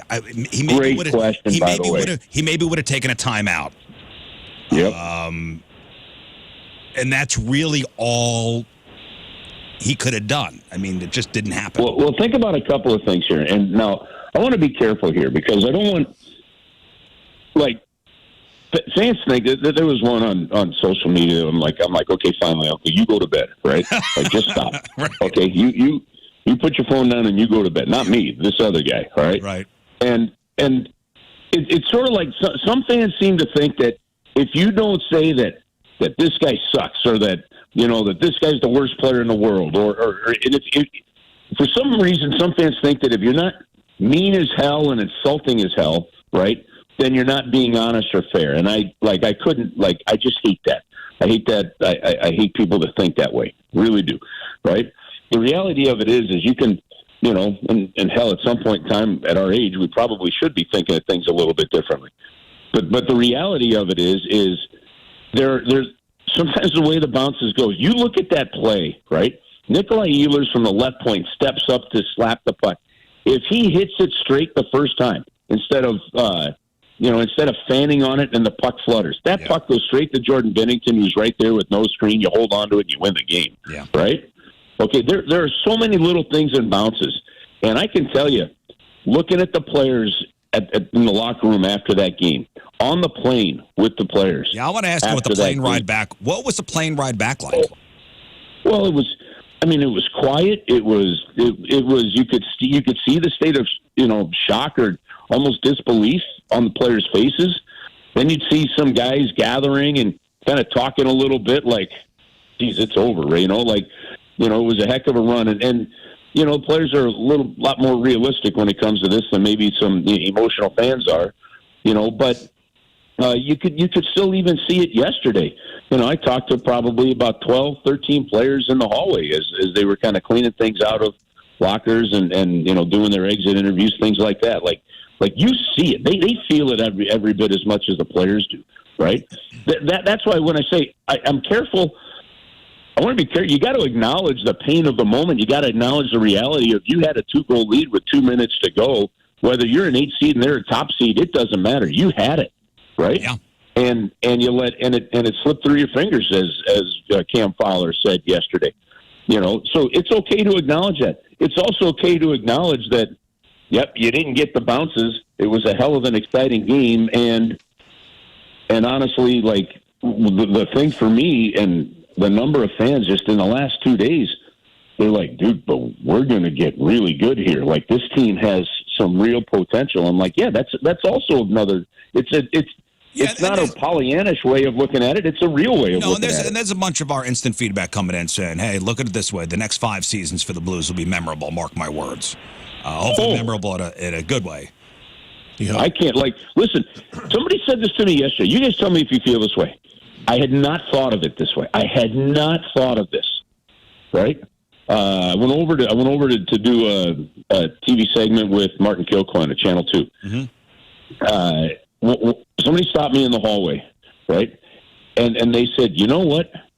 I just feel different finally this time knowing that we won a cup than I did before. And I'm like, dude, I'd never thought of it that way, right? But could you imagine if that was the case? You have that, and maybe we had lost in double overtime in 2019, and then you're going, well, same old playoff scenario, right? Yeah. Another year. Another year. Yeah, I hadn't thought of it like that. Yeah, I just think it's still fresh for a lot of people. It only happened Sunday night, and it's Wednesday. It's still fresh for me too. I'm with you. I feel it with y'all.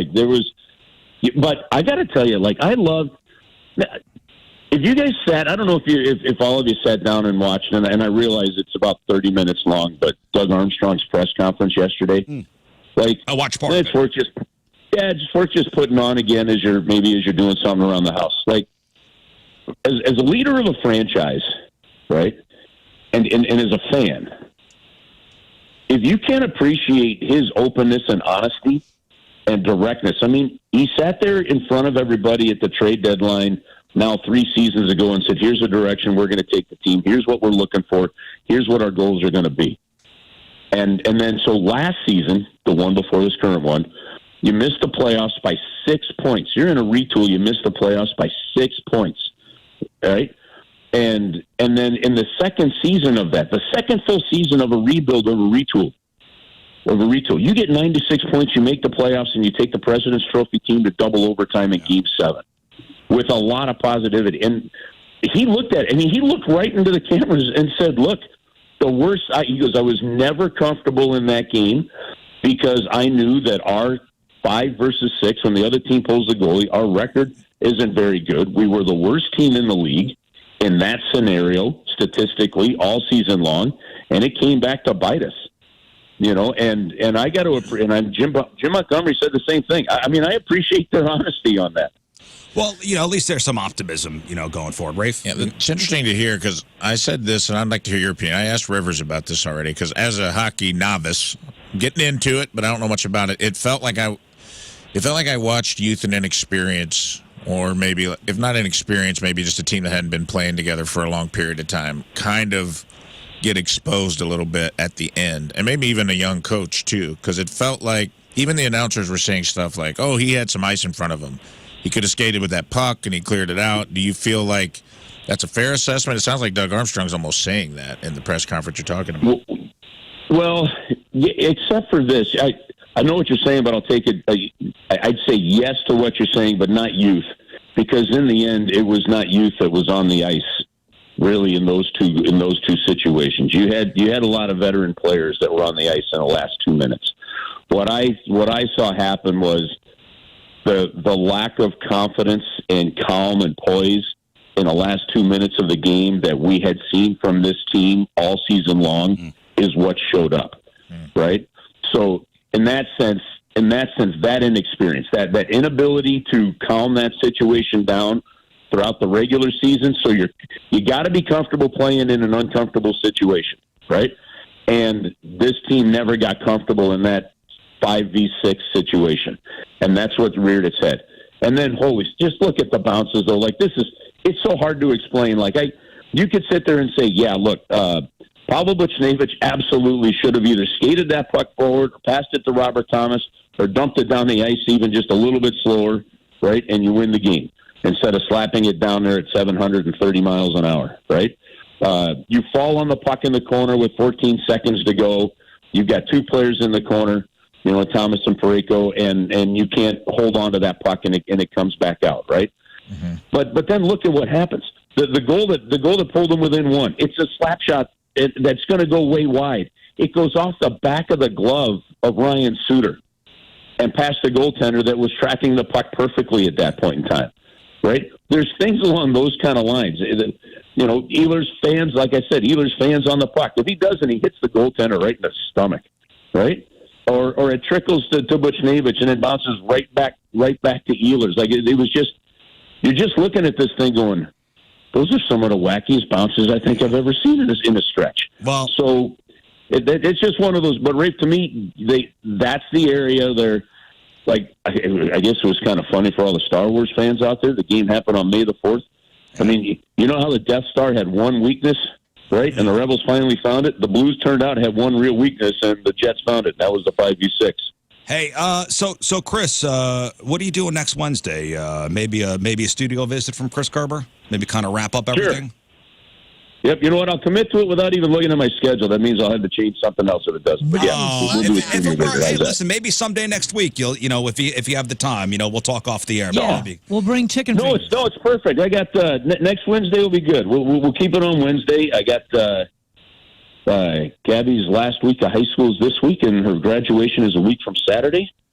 So it'll be a calm week as we just wait for child number 2 to get done with high school. We'll send you home with a bottle of whiskey. And some chicken fingers. Hey, just come in whenever, Chris. Kiss on the forehead. We love you. And we'll kind of wrap up the season next week. Yeah, I love it. Well, we'll plan it. We'll put it down for next Wednesday, and if it needs to change, I'll call you. But otherwise, we'll do next Wednesday. There is Chris. We love you. Thank you, and we'll talk to you. We'll see you next week. All right, you guys have an awesome week. We'll see you next week. The great Chris Kerber, everybody. Yep. All right, we'll take a break. We'll come back. I think we got time. What do we got time for? We're running late. We're running. I don't know, something next. It's 9:16. It's Wednesday. Traffic and weather, Moon coming at you. Traffic is brought to you by Golden Oak Lending. Do you need extra cash? Golden Oak Lending can convert your home's equity into cash in as little as 14 days. Let Golden Oak Lending cure your blues. We have a left lane blocked due to a crash 270 southbound just after Page. Your point forecast, possible passing showers, but not much. High is 73 right now. It's 63 at the Point Studio. All right, so I had my first Lee's chicken finger. And Why all the Lees today? I don't know. Is there something going I on? believe Rafe has the new campaign. Didn't you see the Mother's Day video on our Instagram? They're doing a last Mother's week? Day special to give your mama Lee's chicken. Oh, okay. I did a little social media post for him I did not yesterday. see this. It must have been when I was away. Interesting. It was yesterday. Oh, okay. Well, I was Where were you? washing my hair. Oh. I did not see it, Rafe, but That's why the Lees came in. Well, you know, I've been preaching.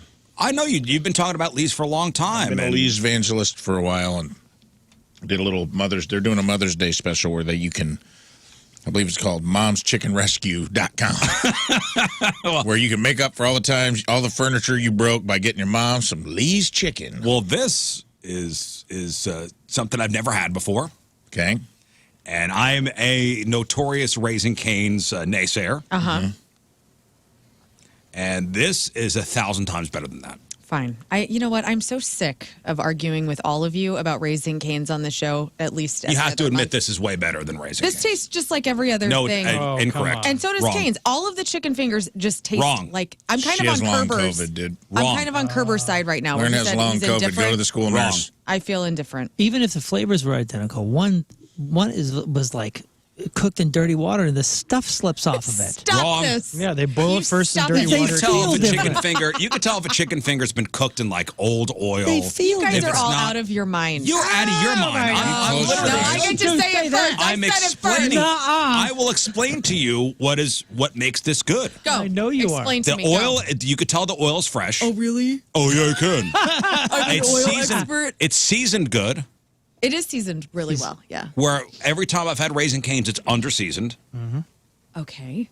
The coating doesn't slip off. That's true. But I'm going to tell you this right now. It's a little fun thing that happens at Cane's when you get a 3-finger combo. Whenever the breading does slip off, it's kind of like a second meal. That's not what and you know want. what? That's Raising like Cane's is only good if you have the cane sauce. that's like having the cheese and the stuff slip off a pizza. This stands on its own. Oh, really? Because I saw each one of you mofos Not this guy. dunking. Not me. Moon walked in with 40 sauces in his hand. For you. I And brought then them for Rafe you and I guys. double dipped Not in the me. same honey I mustard. didn't. I mean, the honey I mustard is tried it- superior. I tried it plain. You saw me. I didn't see you. I was I just busy ate. I working just on raw something. dogged the whole plain one. The honey mustard is great. The sauces are they're just making it better. I want to bring this up. You could do a blind taste test Take test. Wait, take test. of Raising Cane's and feed someone one of those sponges from the kitchen that has like the green side and the Go yellow to side hell. that you can scrub the pots out with. If you get them close their eyes and then just like take a bite of that sponge, they'd be like, "That's definitely Raising You Cane's." think Post 100%. Malone would back something that's as bad as Yeah, you I guys think are if somebody all paid Post saying. Malone enough to back something, Well, that's I think. true. Never mind. He gonna take their cash. Now what? What else you got for me? Come at me, bro. Well, I was going to say, a woman's getting sued for feeding her neighbor's cat too Okay, much. all right. What? What is this? What? That is This is an ambush. That's personal. A woman was a 68-year-old woman in court accused of repeatedly feeding Leo the cat over a 10-month period. I did have something that came up yesterday that I didn't know my husband was doing because when I get home, I put Mr. Gray's food, my homeless cat that lives on my porch in his little A-frame heated house. I put his dry food out with his wet food and fresh water when I get home from work. Okay. What I didn't know is Tim has also been feeding him fresh, dry food before he goes to work. So this fat meatloaf of a cat that I have adopted That's not from your the cat. wilderness that is not really my cat is getting like 3 meals and it's been going on for a year. 3 meals from you, and then he's also got his own home. And he's going home to Yes. his owners. I don't know. I haven't been And able to eating. get him to the vet to see if he's got a chip. You're not gonna be able to get them through the door soon. Well, I point to the story. So this is a woman actually in Switzerland. So a 68-year-old woman. She's been feeding this cat for 10 months. The woman lives in the same building as Leo, and she hasn't just been feeding Leo. She's let him into her apartment. She's even added a cat flap to her door so Leo could come and go as she. I Like, this love is her. you. I Cat know. flap. cat flap. Leo's owner, not cool with this. Things have escalated over 10 months. Naturally, the biggest issue was that Leo liked his new digs and never wanted to go home. Right. Under Swiss law, cats are OPP. Other people's property. Hell yeah. You down with OPP? Yeah, you know me. And the systematic feeding and giving a home to other people's cats is considered unlawful appropriation of the pussycat. Listen, if that cat's having a better time at, what's this woman's name? You shoplifting? I don't have it. Doris. Sheila.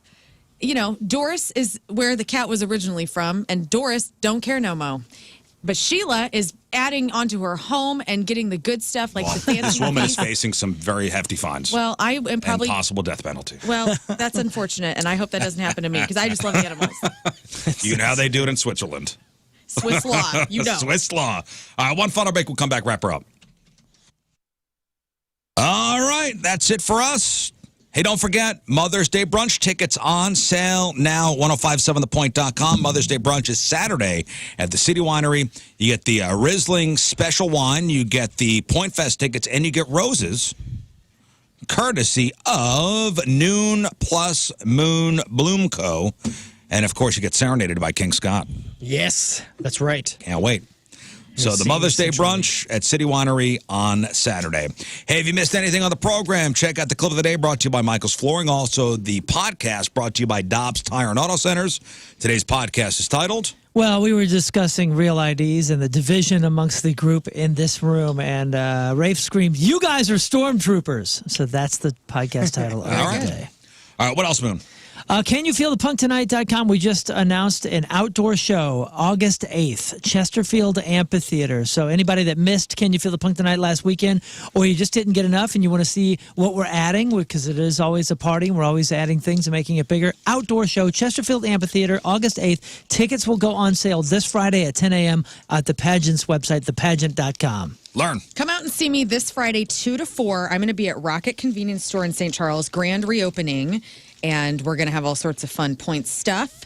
So if you want the details, 1057thepoint.com. Rafe. Check out the new number 2 show, Disneyland, the crappiest place on earth. Out now on YouTube and all streaming platforms. King Scott. Well, you know how my goal is to get 1 million friends on Venmo? Yeah. I'm closing in on that, guys. I'm only 999,631 away from Nice. closing in. Great. So just a few more. It's going to be good. Thank you, guys. All right, we leave you with a selection from our Teamers Member Today, brought to you by Hot Shot Sports Bar and Grill. From Arnold, Missouri, Jacob Reddick is our Teamers Member.